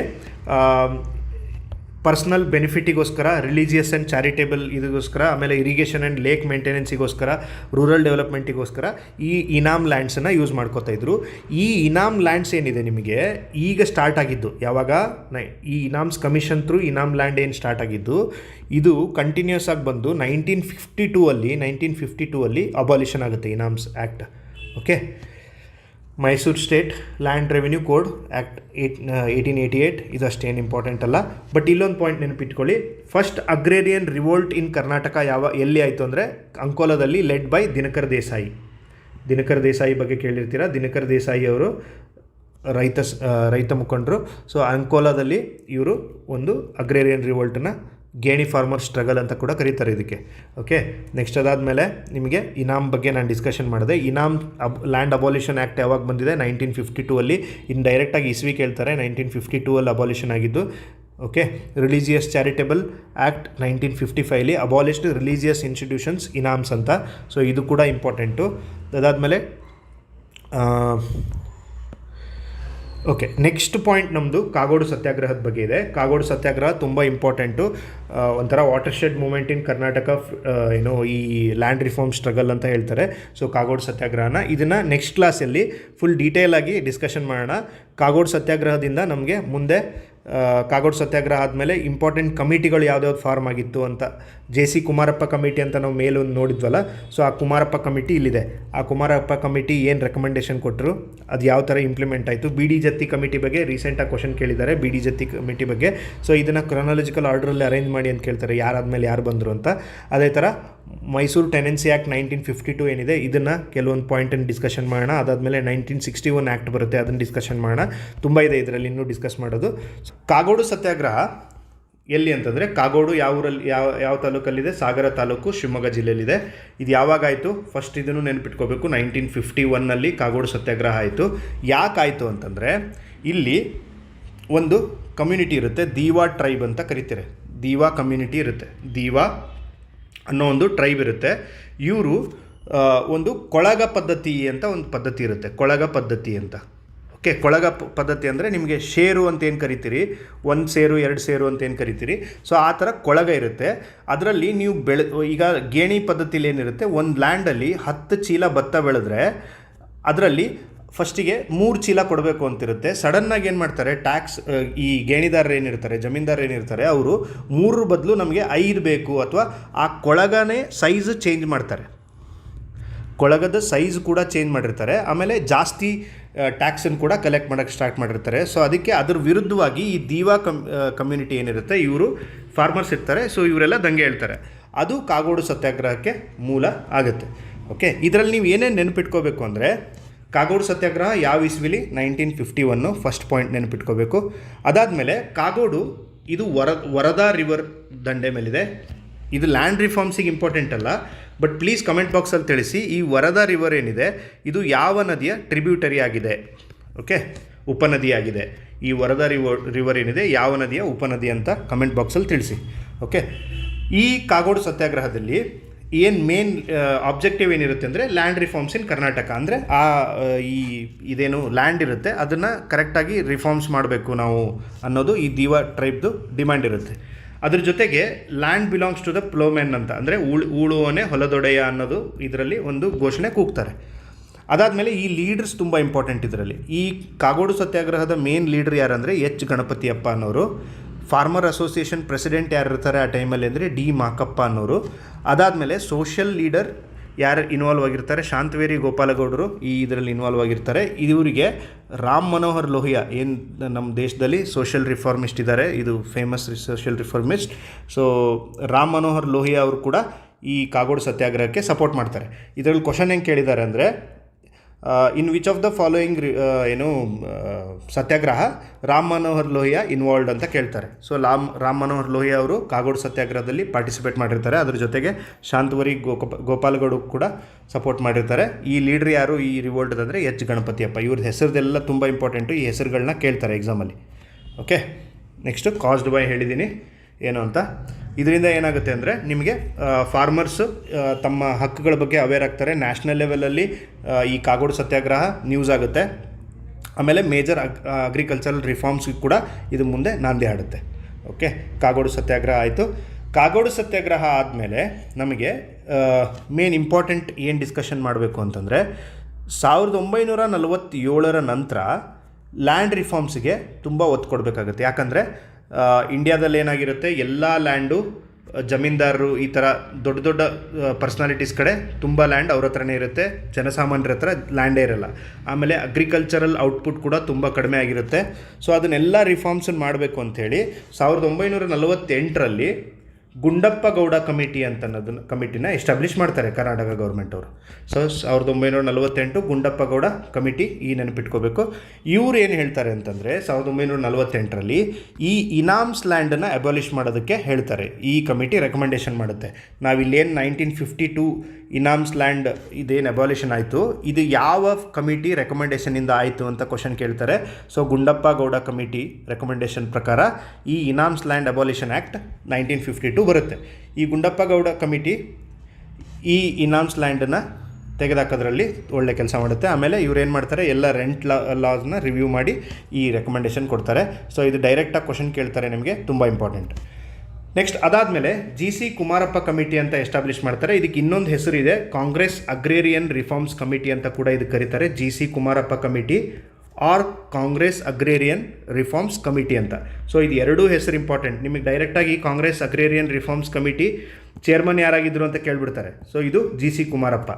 ಅಥವಾ ಕಾಂಗ್ರೆಸ್ ಅಗ್ರೇರಿಯನ್ ರಿಫಾರ್ಮ್ಸ್ ಕಮಿಟಿ ಏನೇನು ರೆಕಮೆಂಡೇಷನ್ ಕೊಟ್ಟಿದೆ ಅಂತ ಕೇಳ್ತಾರೆ. ಓಕೆ, ಸೊ ಇದು ಹೆಸರು ನೆನ್ಪಿಟ್ಕೋಬೇಕು, Congress agrarian reforms committee or GC Kumarappa committee ಅಂತ. ಈ ಕಮಿಟಿದು ಇವರು ಚೇರ್ಮನ್ ಆಗಿರ್ತಾರೆ. ಲ್ಯಾಂಡ್ ರಿಫಾರ್ಮ್ಸ್ದು ಫ್ರೇಮ್ವರ್ಕ್ ತಯಾರು ಮಾಡ್ತಾರೆ. ಆಮೇಲೆ ಕಾಂಪ್ರಹೆನ್ಸಿವ್ ಅಗ್ರಿಕಲ್ಚರಲ್ ರಿಫಾರ್ಮ್ಸ್ ಬಗ್ಗೆ ಹೇಳ್ತಾರೆ. ಆಮೇಲೆ ಇಂಟರ್ಮೀಡಿಯರೀಸ್ ಇರಬಾರ್ದು ಅಂತ ಇವ್ರು ರೆಕಮೆಂಡೇಷನ್ ಕೊಡ್ತಾರೆ. ಯಾರು ಉಳ್ತಿರ್ತಾನೆ ಅವನೇ ಇದ್ರದ್ದು ಹೊಲದ ಒಡೆಯ ಆಗಬೇಕು ಅನ್ನೋದನ್ನು ಇದ್ರ ರೆಕಮೆಂಡೇಷನ್ ಕೊಡ್ತಾರೆ. ಇವನ್ನ 3-4 ರೆಕಮೆಂಡೇಷನ್ ಕೊಡ್ತಾರೆ. ಇವರೆಲ್ಲ ರೆಕಮೆಂಡೇಷನ್ ತಗೊಂಡು ಅದಾದಮೇಲೆ ನಮಗೆ ಇಲ್ಲಿ BD ಜತ್ತಿ ಕಮಿಟಿ, ನಿಮಗೆ ರೀಸೆಂಟ್ ಆಗಿರೋ ಎಕ್ಸಾಮಲ್ಲಿ 2 ಎಕ್ಸಾಮಲ್ಲಿ ಇದೇ ಟಾಪಿಕ್ ಮೇಲೆ ಕ್ವಶನ್ ಕೇಳಿದ್ದಾರೆ. ಓಕೆ, BD ಜತ್ತಿ ಕಮಿಟಿ ಬಗ್ಗೆ. ಈ BD ಜತ್ತಿ ಕಮಿಟಿಗೆ ಇನ್ನೊಂದು ಹೆಸರೇನು ಅಂತಂದರೆ Mysuru tenancy and agricultural land act committee ಅಂತ. Mysuru tenancy and agricultural land act committee ಅಂತ. ಓಕೆ, ಇದನ್ನ ಹೆಸರು ನೆನಪಿಟ್ಕೋಬೇಕು, BD Jatti committee or Mysuru tenancy land agricultural land act committee ಅಂತ. ಇದು BD ಜತ್ತಿ ಬಗ್ಗೆ ಗೊತ್ತಿರ್ಬೋದು ನಿಮಗೆ, ಬಸಪ್ಪ ದಾನಪ್ಪ ಜತ್ತಿ ಅಂತ. ಇವರು ಏನಾಗಿದ್ದರು, ರಾಷ್ಟ್ರಪತಿನ ಉಪರಾಷ್ಟ್ರಪತಿನ ಏನಾಗಿದ್ದರು ಅಂತ ಪ್ಲೀಸ್ ಕಮೆಂಟ್ ಬಾಕ್ಸಲ್ಲಿ ತಿಳಿಸಿ, ಇವ್ರು ಏನಾಗಿದ್ದರು ಅಂತ. ಸೊ ಎಷ್ಟನೇ ರಾಷ್ಟ್ರಪತಿ ಅಥವಾ ಉಪರಾಷ್ಟ್ರಪತಿ ಆಗಿದ್ದರು ಅಂತ ತಿಳಿಸಿ. ಓಕೆ, ಇವ್ರು ಏನು ಮಾಡ್ತಾರೆ ಅಂದರೆ ಎಲ್ಲ ಅಗ್ರಿಕಲ್ಚರಲ್ ಲ್ಯಾಂಡ್ ಲಾಸ್ ಏನಿದೆ ಅದನ್ನೆಲ್ಲ ಸ್ಟಡಿ ಮಾಡ್ತಾರೆ. ಸ್ಟಡಿ ಮಾಡಿ ಒಂದು ರಿಪೋರ್ಟನ್ನು 3 ತಿಂಗಳಲ್ಲಿ ಸಬ್ಮಿಟ್ ಮಾಡ್ತಾರೆ. ಆ ರಿಪೋರ್ಟಲ್ಲಿ ಈ ಎಲ್ಲ ಕೆಳಗಡೆ ಇರೋಂಥ ರೆಕಮೆಂಡೇಷನ್ಸನ್ನು ರೆಕಮೆಂಡ್ ಮಾಡ್ತಾರೆ. ಈ ರೆಕಮೆಂಡೇಷನ್ಸು ತುಂಬ ಇಂಪಾರ್ಟೆಂಟು. ಡೈರೆಕ್ಟಾಗಿ ಏನು ಕೇಳ್ತಾರೆ ಎಕ್ಸಾಮಲ್ಲಿ ಅಂತಂದರೆ which of the following recommendations were recommended by BD Jatti committee ಅಂತ ಡೈರೆಕ್ಟಾಗಿ ಕ್ವಶನ್ ಕೇಳ್ತಾರೆ. ಸೊ ಹಾಗಾಗಿ ಇದು ಇಂಪಾರ್ಟೆಂಟು. ಏನು ಫಸ್ಟ್ ಒನ್ ಅಂತಂದರೆ ನಾನ್ ಫಾರ್ಮರ್ಸ್ ಏನಿರ್ತಾರೆ ಅವ್ರ ಕಡೆಯಿಂದ ಲ್ಯಾಂಡನ್ನು ತಗೊಳ್ಳಿ, 1ನೇ ರೆಕಮೆಂಡೇಷನ್. ಆಮೇಲೆ ಫ್ಯಾಮಿಲಿ ಬೇಸ್ಡ್ ಲ್ಯಾಂಡ್ ಡಿಸ್ಟ್ರಿಬ್ಯೂಷನ್ ಮಾಡಿ ಅಂತ ಹೇಳ್ತಾರೆ.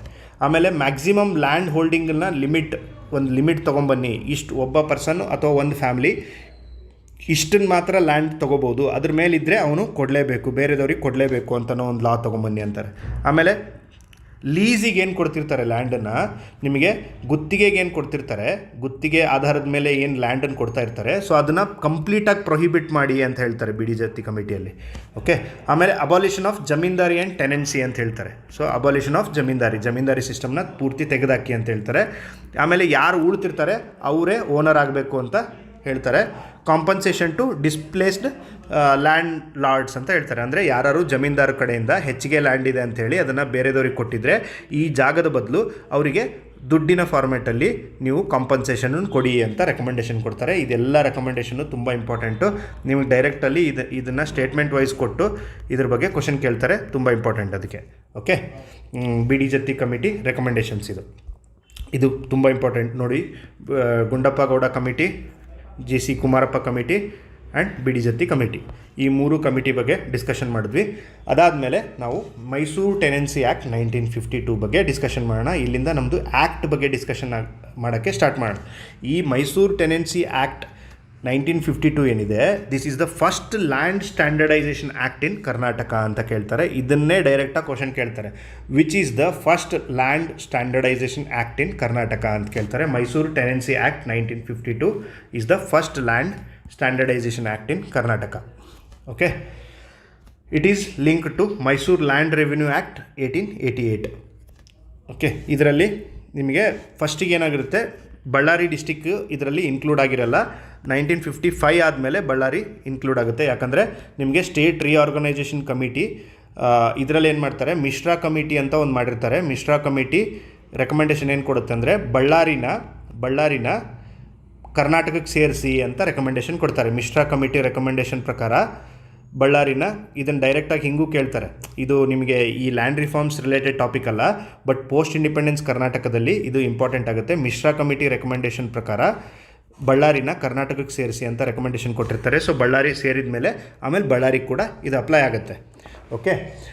ಅದಾದಮೇಲೆ ಈ 1952 ಆ್ಯಕ್ಟ್ ಏನಿದೆ, ಈ ಆ್ಯಕ್ಟ್ ಅಂಡರ್ ನಾವು ಏನು ಇಟ್ಕೋಬೇಕು ಅಂತಂದರೆ, ಇದರಲ್ಲಿ 2 ಕ್ಲಾಸಸ್ ಆಫ್ ಟೆನೆಂಟ್ಸ್ ಅಂತ ಐಡೆಂಟಿಫೈ ಮಾಡ್ತಾರೆ. ಈ ಆ್ಯಕ್ಟ್ ಅಂಡರ್ 2 ಕ್ಲಾಸಸ್ಸನ್ನು ಐಡೆಂಟಿಫೈ ಮಾಡ್ತಾರೆ.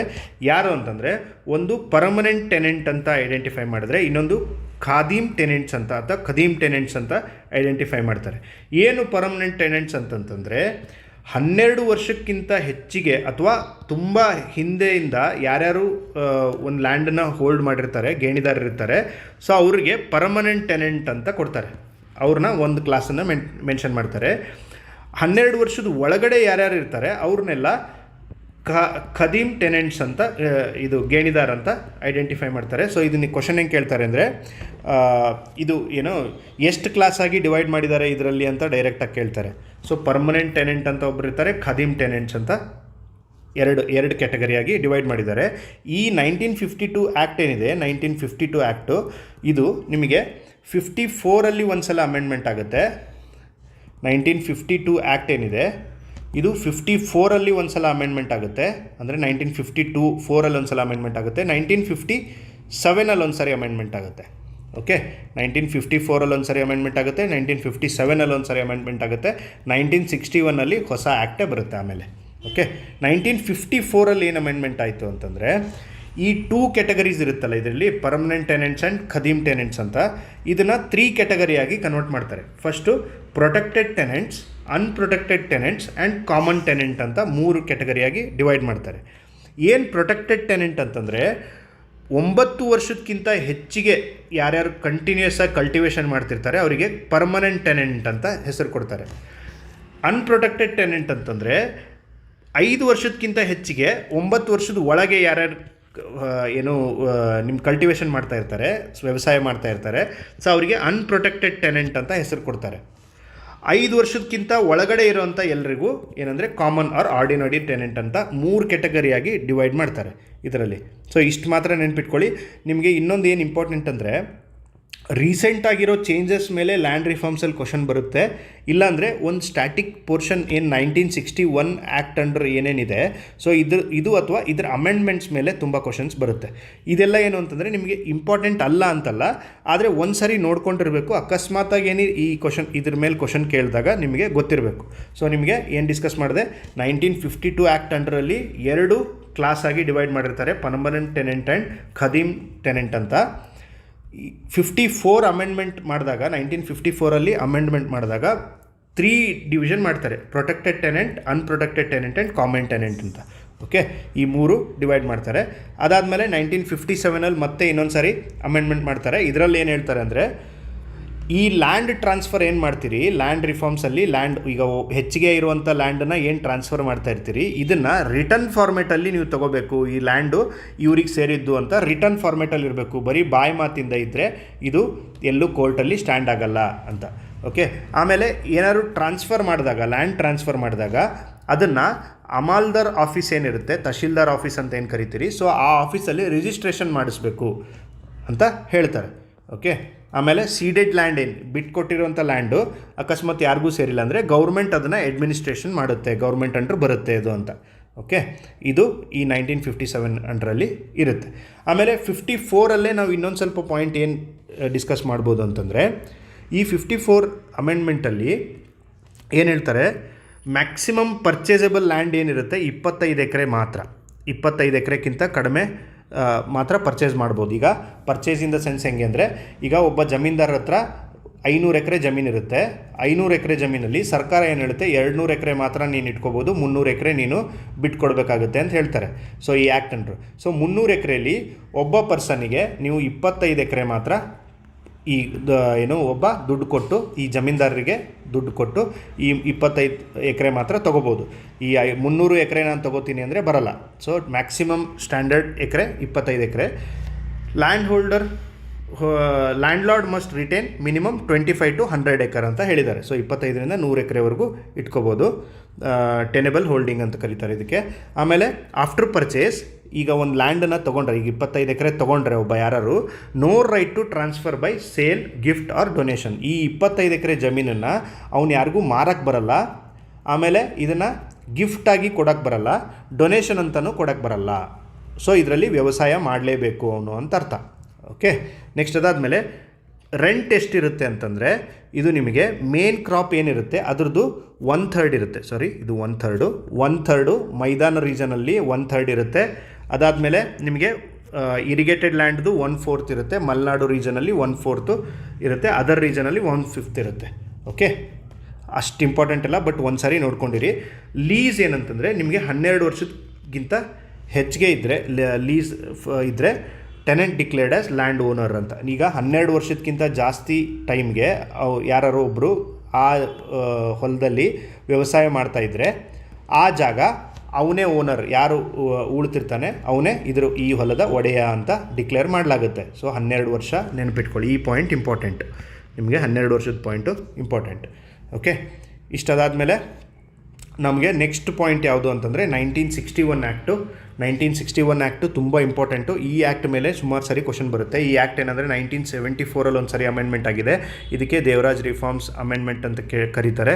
ಸೊ ದೇವರಾಜ್ ರಿಫಾರ್ಮ್ಸ್ ಟೈಮಲ್ಲಿ ಇದು one of the land mark amendment. ಇದು ಈ ಟೈಮಲ್ಲಿ ನಿಮಗೆ ಇದರಲ್ಲಿ KS ಮೇನ್ಸಲ್ಲಿ ಸುಮಾರು ಸಾರಿ ಈ ಟಾಪಿಕ್ ಮೇಲೆ ಕ್ವಶನ್ಸ್ ಬಂದಿದೆ. ಒಂದು ಸಾರಿ ಎಸ್ಸೆನೇ ಕೇಳಿದ್ದಾರೆ 2020 ಅಮೆಂಡ್ಮೆಂಟ್ ಮೇಲೆ. ಓಕೆ, 1979 ಒಂದು ಅಮೆಂಡ್ಮೆಂಟ್ ಆಗಿದೆ, 95 ಆಗಿದೆ, 2012 ಆಗಿದೆ, 2015 ಆಗಿದೆ. ಸೊ ತುಂಬ ಅಮೆಂಡ್ಮೆಂಟ್ಸ್ ಇದೆ ಇದರಲ್ಲಿ. ಮೋಸ್ಟ್ ಇಂಪಾರ್ಟೆಂಟ್ ಪಾಯಿಂಟ್, ನಿಮಗೆ ಈ ಟಾಪಿಕ್ಕಿಂದ ಕ್ವಶನ್ ಬಂದೇ ಬರುತ್ತೆ.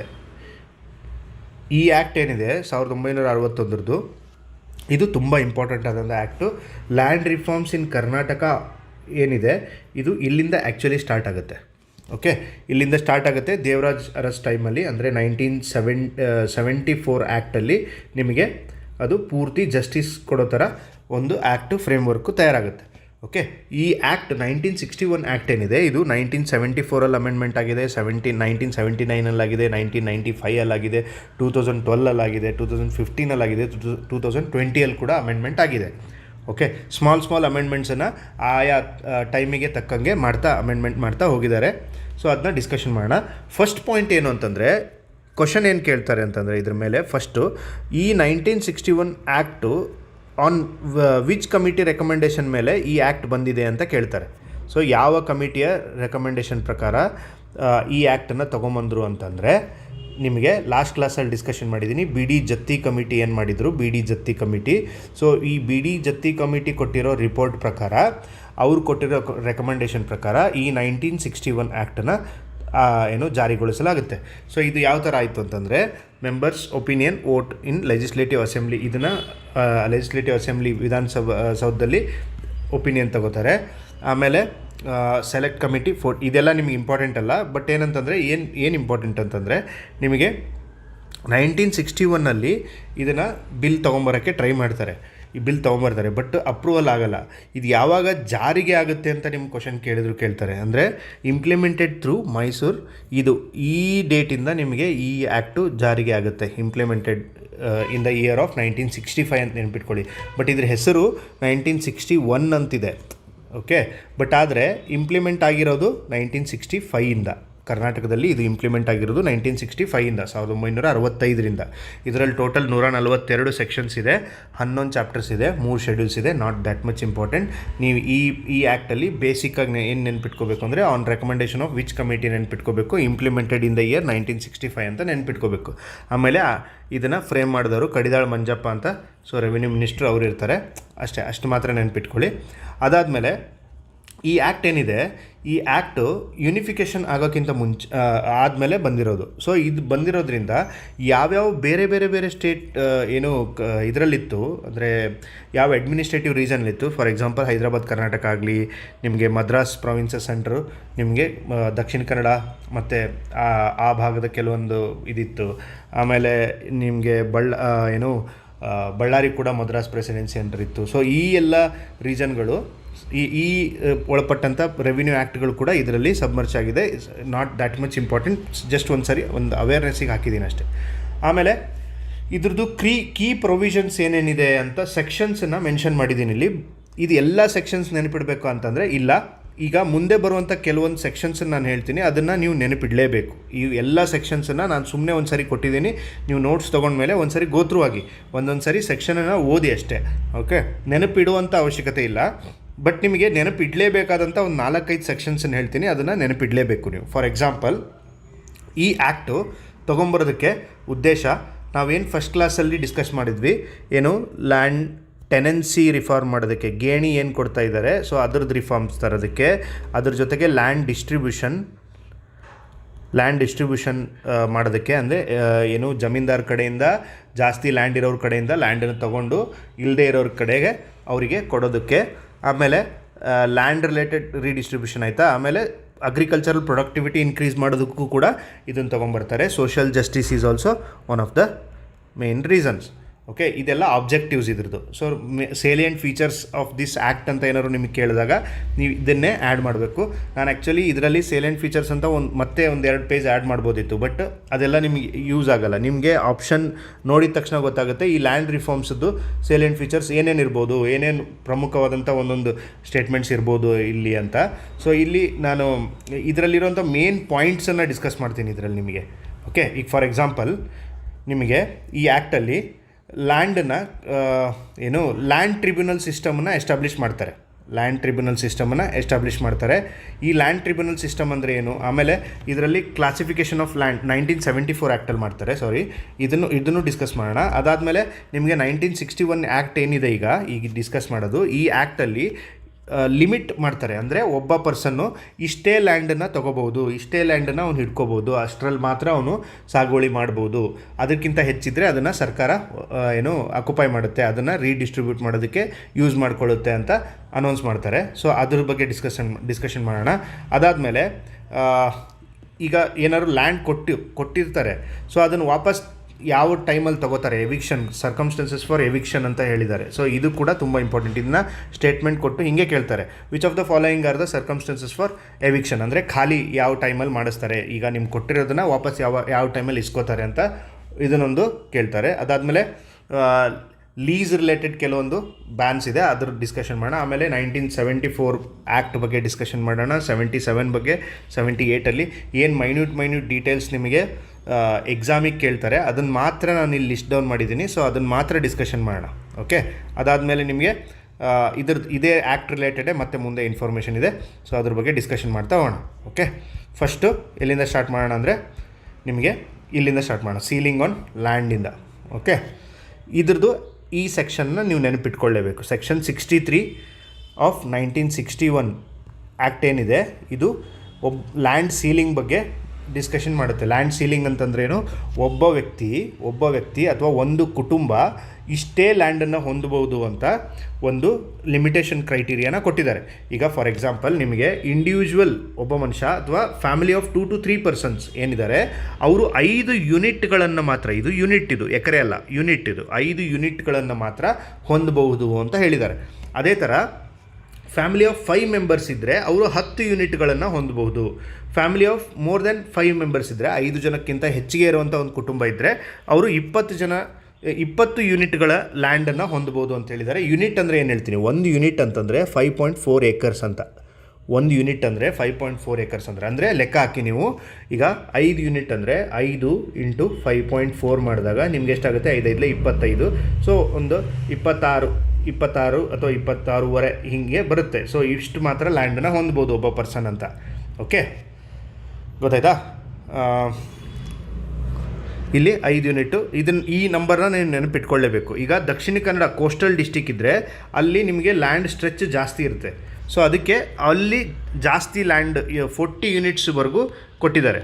ಓಕೆ, 40 ಯೂನಿಟ್ಸ್ದು ಕೊಟ್ಟಿದ್ದಾರೆ, ಇಲ್ಲಿ ಲಿಮಿಟ್ ಕೊಟ್ಟಿದ್ದಾರೆ. ಇದನ್ನು ಕೇಳ್ತಾರೆ ಎಕ್ಸಾಮಲ್ಲಿ, ತುಂಬ ಇಂಪಾರ್ಟೆಂಟ್ ಪಾಯಿಂಟ್ ಇದು. ಸೊ ಇದನ್ನು ನೆನಪಿಡಲೇಬೇಕು ನೀವು. ಸೊ ಇಂಡಿವಿಜುವಲ್ ಅಥವಾ ಫ್ಯಾಮಿಲಿ ಆಫ್ 2 to 3 ಮೆಂಬರ್ಸ್ ಇದ್ದರೆ 5 ಯೂನಿಟ್ಸು, ಫ್ಯಾಮಿಲಿ ಆಫ್ 5 ಮೆಂಬರ್ಸ್ ಇದ್ದರೆ 10 units, family of more than 5 members ಇದ್ದರೆ 20 ಯೂನಿಟ್ಸು. ಕೋಸ್ಟಲ್ ಡಿಸ್ಟಿಕ್ಸ್ ಇದ್ದರೆ ಅಂದರೆ ದಕ್ಷಿಣ ಕನ್ನಡ, ನಮ್ಮ ಕರಾವಳಿ ಭಾಗ ಯಾವುದ್ಯಾವುದಿದೆ ಕರ್ನಾಟಕದಲ್ಲಿ, ಈ ಥರ ಕರಾವಳಿ ಇದೆ. ಸೊ ಇಲ್ಲಿ ಬರುವಂಥದ್ದು ಉತ್ತರ ಕನ್ನಡ, ಆಮೇಲೆ ನಿಮಗೆ ಉತ್ತರ ಕನ್ನಡ ಆದಮೇಲೆ ಉಡುಪಿ, ಅದಾದಮೇಲೆ ನಿಮಗೆ ದಕ್ಷಿಣ ಕನ್ನಡ. ಈ 3 ಡಿಸ್ಟಿಕಲ್ಲಿ ಏನಿದೆ ಕರಾವಳಿ ಭಾಗದಲ್ಲಿ, ಇಲ್ಲಿ ಕರಾವಳಿ ಭಾಗದಲ್ಲಿ ನಿಮಗೆ 40 ಏಕರ್ಸ್ವರೆಗೂ 40 ಯೂನಿಟ್ಸ್ವರೆಗೂ ಪರ್ಮಿಷನ್ ಇದೆ. ಓಕೆ, ಇದು 1961 ಆ್ಯಕ್ಟಲ್ಲಿ. ಬಟ್ ಇದನ್ನು 2020ರಲ್ಲಿ ಅಮೆಂಡ್ಮೆಂಟ್ ಮಾಡಿದ್ದಾರೆ. ಏನು ಮಾಡಿದ್ದಾರೆ ಅಂತ ಒಂದ್ಸರಿ ಇಲ್ಲಿ ನೋಡ್ಕೊಳ್ಳಿ. ಮತ್ತೆ ಅಲ್ಲಿ ಟೀಚ್ ಮಾಡಬೇಕಾದ್ರೆ 2020 ಆ್ಯಕ್ಟ್ ಟೀಚ್ ಮಾಡಬೇಕಾದ್ರೆ ಅಲ್ಲಿ ಇನ್ನೊಂದು ಸರಿ ಹೇಳ್ತೀನಿ. ಸೊ ಕಂಪ್ಯಾರಿಟಿವ್ ನೆನ್ಪಿಟ್ಕೊಂಡ್ರೆ ನಿಮ್ಗೆ ನೆನ್ಪಿಟ್ಕೊಳ್ಳೋದು ಈಸಿ ಆಗುತ್ತೆ ಅಂತ ಈ ಟೇಬಲ್ ಹಾಕಿದ್ದೀನಿ ಅಷ್ಟೇ. ಸೊ ಇಲ್ಲಿ 1961 ಆ್ಯಕ್ಟ್ ಪ್ರಕಾರ 5 ಯೂನಿಟ್ಸ್ ಇದೆ. ಬಟ್ 2020 ಆ್ಯಕ್ಟ್ ಪ್ರಕಾರ 10 ಯೂನಿಟ್ಸ್ ಮಾಡಿದ್ದಾರೆ, ಅಂದರೆ ಡಬಲ್ ಮಾಡಿದ್ದಾರೆ. ಎಲ್ಲ ಡಬಲ್ ಮಾಡಿದ್ದಾರೆ ನೋಡಿ. 20 ಇದ್ದಿದ್ದು 40 ಮಾಡಿದ್ದಾರೆ, 40 ಇದ್ದಿದ್ದು 80 ಮಾಡಿದ್ದಾರೆ.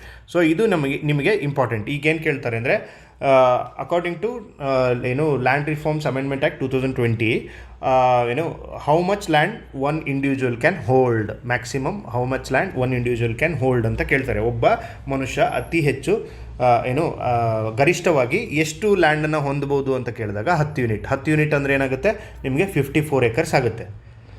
ಓಕೆ, 20 ಯೂನಿಟ್ ಅಂದರೆ 108 ಎಕರೆ ಆಗುತ್ತೆ. ಸೊ ಇದನ್ನು ಏಕರ್ಸಲ್ಲೂ ಕೇಳ್ಬೋದು ನಿಮಗೆ. ಇದನ್ನು 5.4 ಅಂತ ಯೂನಿಟ್, ಒಂದು ಯೂನಿಟ್ಗೆ 5.4 ಏಕರ್ಸ್ ಅಂತ ಕೂಡ ನೆನ್ಪಿಟ್ಕೊಳ್ಳಿ. ಯಾಕಂದರೆ ನಿಮಗೆ ಏಕರ್ಸಲ್ಲಿ ಕೇಳ್ಬೋದು. 2020 ಅಮೆಂಡ್ಮೆಂಟ್ ಪ್ರಕಾರ ಅತಿ ಹೆಚ್ಚು ಗರಿಷ್ಠವಾಗಿ 5ಕ್ಕಿಂತ ಹೆಚ್ಚು ಜನ ಇರುವಂಥ ಒಂದು ಕುಟುಂಬ ಎಷ್ಟು ಲ್ಯಾಂಡನ್ನು ಹೊಂದ್ಬೋದು ಅಂದರೆ 216 ಎಕರೆನ ಲ್ಯಾಂಡನ್ನು ಹೊಂದ್ಬೋದು. ಇದನ್ನು ಕೇಳ್ತಾರೆ. ಈ ಟೇಬಲ್ ತುಂಬ ಇಂಪಾರ್ಟೆಂಟು, ಅದಕ್ಕೆ ಮತ್ತೆ ಸ್ಟ್ರೆಸ್ ಮಾಡಿ ಹೇಳ್ತಾ ಇದ್ದೀನಿ. ಆಮೇಲೆ ಇನ್ನೊಂದು ಇಂಪಾರ್ಟೆಂಟ್ ಪಾಯಿಂಟ್ ಏನು ಅಂತಂದರೆ, ಈ 1961 ಆ್ಯಕ್ಟಲ್ಲಿ ಯಾರ್ಯಾರು 12,000ಕ್ಕಿಂತ ಮೇಲೆ ಇನ್ಕಮನ್ನು ನಾನ್ ಅಗ್ರಿಕಲ್ಚರಲ್ ಸೋರ್ಸಸ್ಸಿಂದ ಗಳಿಸ್ತಾ ಇರ್ತಾರೆ. ಈಗ ಫಾರ್ ಎಕ್ಸಾಂಪಲ್ ಯಾರೋ ಒಬ್ಬ ಪ್ರೈವೇಟ್ ಕಂಪನಿಯಲ್ಲಿ ಜಾಬ್ ಮಾಡ್ತಿರ್ತಾನೆ ಅಂದ್ಕೊಳ್ಳಿ. ಸೊ ಪ್ರೈವೇಟ್ ಕಂಪನಿಯಲ್ಲಿ ಜಾಬ್ ಮಾಡ್ತಾಯಿರ್ತಾನೆ.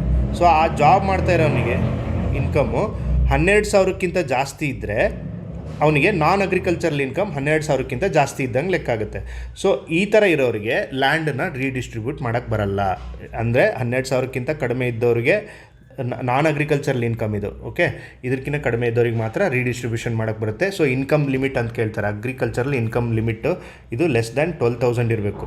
ಓಕೆ, ಮೋರ್ ದ್ಯಾನ್ 12,000 ಇದ್ದರೆ not eligible for any land redistribution ಇದರಲ್ಲಿ ಇವರಿಗೆ. ಓಕೆ, ಅದಾದಮೇಲೆ ಲ್ಯಾಂಡನ್ನು ಇದನ್ನು 1974 ಆ್ಯಕ್ಟಲ್ಲಿ ಡಿಸ್ಕಷನ್ ಮಾಡ್ಬೋದು. ಬಟ್ ಒಂದು ಸಾರಿ ಇಲ್ಲಿ ಹೇಳಿರ್ತೀನಿ, ಅಲ್ಲಿ ಕೂಡ ಇನ್ನೊಂದು ಸಾರಿ ಹೇಳ್ತೀನಿ. 74 ಆ್ಯಕ್ಟಲ್ಲಿ ಅಂದರೆ 1961 ಆ್ಯಕ್ಟನ್ನ ಅಮೆಂಡ್ಮೆಂಟ್ ಮಾಡ್ತಾರೆ 74ಅಲ್ಲಿ. ಸೊ 1974ಅಲ್ಲಿ ಆವಾಗ ಏನು ಮಾಡ್ತಾರೆ ಅಂದರೆ ಈ ಲ್ಯಾಂಡನ್ನು 4 ವಿಭಾಗವಾಗಿ ಕ್ಲಾಸಿಫಿಕೇಷನ್ ಮಾಡ್ತಾರೆ. Class A, class B, class C and D ಅಂತ 4 ವಿಭಾಗವಾಗಿ ಮಾಡ್ತಾರೆ. ಕ್ಲಾಸ್ ಎ ಲ್ಯಾಂಡ್ ಏನಿದೆ ಇದು highly irrigated and fertile land, ಅದಕ್ಕಿಂತ ಕಡಿಮೆ ಇರೋವಂಥ ಲ್ಯಾಂಡು, ಅದಕ್ಕಿಂತ ಕಡಿಮೆ ಇರೋ land. So class A land irrigated land, assured irrigation from government canals, ಇದೆಲ್ಲ ಏನಿದೆ. ಸೊ ಇವರು ಮ್ಯಾಕ್ಸಿಮಮ್ ಇದು ಕ್ಲಾಸ್ ಎ. ಇಲ್ಲಿ ಏನಂತಂದರೆ ನಿಮಗೆ ಮ್ಯಾಕ್ಸಿಮಮ್ ಡ್ರೈ ಲ್ಯಾಂಡ್ ಅಂದರೆ ಇಲ್ಲಿ ನೀವು ಮ್ಯಾಕ್ಸಿಮಮ್ 54 ಎಕರ್ಸನ್ನು ಹೊಂದ್ಬೋದು ಅಂತ ಹೇಳಿದ್ದಾರೆ. ಸೊ ಇದನ್ನ ಅಲ್ಲಿ ಡಿಸ್ಕಷನ್ ಮಾಡೋಣ, ಅಲ್ಲಿ ನೀಟಾಗಿದೆ, ಅಲ್ಲಿ ಇನ್ನೊಂದು ಸರಿ ಹೇಳ್ಕೊಡ್ತೀನಿ. ಸೊ ಅದಾದಮೇಲೆ 1961 ಆ್ಯಕ್ಟಲ್ಲಿ ಇನ್ನೊಂದು 61 ಅಲ್ಲ, ಇದು ಕೂಡ ಆ್ಯಕ್ಚುಲಿ 74ಅಲ್ಲೇ ಬಂದಿರುವಂಥ ಅಮೆಂಡ್ಮೆಂಟು. ಸೊ ಇದನ್ನು ಇಲ್ಲೇ ನೋಡೋಣ. ಲ್ಯಾಂಡ್ ಟ್ರಿಬ್ಯುನಲ್ ಸಿಸ್ಟಮ್ ಏನು ಅಂತಂದರೆ, ಈಗ ಲ್ಯಾಂಡು ಒಬ್ಬ ಪರ್ಸನ್ ಇದ್ದಾನೆ ಎ ಅಂತ. ಈ ಎ ಪರ್ಸನ್ ಹತ್ರ 500 ಎಕರೆ ಜಮೀನಿದೆ. ಸೊ 500 ಎಕರೆ ಜಮೀನು ಇರಬೇಕಾದ್ರೆ ಇವನು ಸರ್ಕಾರಕ್ಕೆ ಏನು ಮಾಡ್ತಾನೆ, ಅವನ ಹತ್ರ 106 ಎಕರೆ ಜಮೀನು ಇಟ್ಕೊಂಡು ಉಳಿದಿದ್ದನ್ನು ಲೆಟ್ಸೆ 400 ಎಕರೆ ವಾಪಸ್ ಕೊಡ್ತಾನೆ ಅಂದ್ಕೊಳ್ಳಿ. ಸೊ ಇದನ್ನು ಕೊಟ್ಟಾಗ ಇಲ್ಲಿರುವಂಥ ಒಬ್ಬ ಯಾರೋ ಗೇಣಿದಾರ ಬಿ ಅನ್ನೋನು, ಸಿ ಅನ್ನೋನು, ಡಿ ಅನ್ನೋನು, ಇವನಿಗೆಲ್ಲ ಡಿಸ್ಟ್ರಿಬ್ಯೂಷನ್ ಆಗ್ತಾ ಹೋಗುತ್ತೆ ಅದು ಲ್ಯಾಂಡು. ಅಕಸ್ಮಾತ್ ಏನಾದ್ರು ಈ ಲ್ಯಾಂಡ್ ಕೊಡೋನು ಮತ್ತು ಇಸ್ಕೊಳ್ಳೋನ ನಡುವೆ ಏನಾದ್ರು ಜಗಳ ಬಂದಾಗ, ಕೊಡೋನು ಮತ್ತು ಇಸ್ಕೊಳ್ಳೋನ ನಡುವೆ ಜಗಳ ಬಂದಾಗ ಆ ಜಗಳನ ಬಗೆಹರಿಸೋದಕ್ಕೆ ಲ್ಯಾಂಡ್ ಟ್ರಿಬ್ಯುನಲ್ ಸಿಸ್ಟಮ್ ಅಥವಾ ಲ್ಯಾಂಡ್ ಡಿಸ್ಟ್ರಿಬ್ಯೂಟ್ ಮಾಡೋದಕ್ಕೆ ಲ್ಯಾಂಡ್ ಟ್ರಿಬ್ಯುನಲ್ ಸಿಸ್ಟಮನ್ನು ಎಸ್ಟಾಬ್ಲಿಷ್ ಮಾಡ್ತಾರೆ. ಸೊ ಈ ಲ್ಯಾಂಡ್ ಟ್ರಿಬ್ಯುನಲ್ ಸಿಸ್ಟಮ್ ಏನು ಕೆಲಸ ಮಾಡುತ್ತೆ, ಫಸ್ಟು ಈ ಲ್ಯಾಂಡ್ ಡಿಸ್ಟ್ರಿಬ್ಯೂಷನಲ್ಲಿ ಹೆಲ್ಪ್ ಮಾಡುತ್ತೆ. ಅದ್ರ ಜೊತೆಗೆ ನೀವು ಇನ್ನೊಂದು ಪಾಯಿಂಟ್ ಏನು ನೆನಪಿಟ್ಕೋಬೇಕು, ಈಗ ಸೆಕ್ಷನ್ 63 ನೆನಪಿಟ್ಕೊಂಡ್ರಿ. ಇಲ್ಲಿ ಮೇಲೆ ಸೆಕ್ಷನ್ 63 ಏನಿದೆ, ಸೀಲಿಂಗ್ ರಿಲೇಟೆಡ್ ಟು ಲ್ಯಾಂಡ್ ಅಂತಿದೆ. ಸೆಕ್ಷನ್ 48 ಏನಿದೆ ಅಂತಂದರೆ ಲ್ಯಾಂಡ್ ಟ್ರಿಬ್ಯುನಲ್ ಸಿಸ್ಟಮ್, ಇದನ್ನು ಕೇಳ್ತಾರೆ. ಓಕೆ, ಇದನ್ನು ಕೇಳ್ತಾರೆ. ಓಕೆ, ಲ್ಯಾಂಡ್ ಟ್ರಿಬ್ಯುನಲ್ ಸಿಸ್ಟಮಲ್ಲಿ ಪರ್ ತಾಲೂಕಿಗೆ ಒಂದೊಂದು ಲ್ಯಾಂಡ್ ಟ್ರಿಬ್ಯುನಲ್ನ ಎಸ್ಟಾಬ್ಲಿಷ್ ಮಾಡಿರ್ತಾರೆ. ಈ ಲ್ಯಾಂಡ್ ಟ್ರಿಬ್ಯುನಲ್ ಸಿಸ್ಟಮ್ದು ಚೇರ್ಮನ್ ಯಾರಿರ್ತಾರೆ, ಅಸಿಸ್ಟೆಂಟ್ ಕಮಿಷನರ್ ಇರ್ತಾರೆ, ಸೆಕ್ರೆಟರಿ ಯಾರಿರ್ತಾರೆ, ತಹಶೀಲ್ದಾರ್ ಇರ್ತಾರೆ. ಓಕೆ, ಚೇರ್ಮನ್ ಯಾರಿರ್ತಾರೆ, ಅಸಿಸ್ಟೆಂಟ್ ಕಮಿಷನರ್ ರೆವಿನ್ಯೂ ಅಂತೇನು KAS ಪೋಸ್ಟ್ ಬರೆದಾಕ್ತಾರೆ, ಫಸ್ಟ್ ಪೋಸ್ಟು. ಸೊ ಅದು ಫಸ್ಟ್ ಚೇರ್ಮನ್ ಇರ್ತಾರೆ ಇವರು, ಸೆಕ್ರೆಟರಿ ಯಾರಿರ್ತಾರೆ, ತಹಶೀಲ್ದಾರ್ ಇರ್ತಾರೆ. So 4 members nominated by state government. ಇದು ಲ್ಯಾಂಡ್ ಟ್ರಿಬ್ಯುನಲ್ ಸಿಸ್ಟಮ್ ಏನಿದೆ ಇದು 1974 ಅಮೆಂಡ್ಮೆಂಟಲ್ಲಿ ತೊಗೊಂಬರ್ತಾರೆ. ಅದ್ರ ಜೊತೆಗೆ ಇದನ್ನು ಸ್ಟ್ರಾಂಗ್ ಮಾಡಿದವರು ದೇವರಾಜ್ ಅರಸ್ ಟೈಮಲ್ಲಿ. So Devaraj Urs chief minister ಇದ್ದಾಗ ಇದನ್ನು ಇಲ್ಲೇನಿದೆ 1981 299 tribunals were established in Karnataka ಅಂತ ಹೇಳ್ತಿದ್ದಾರೆ. Okay,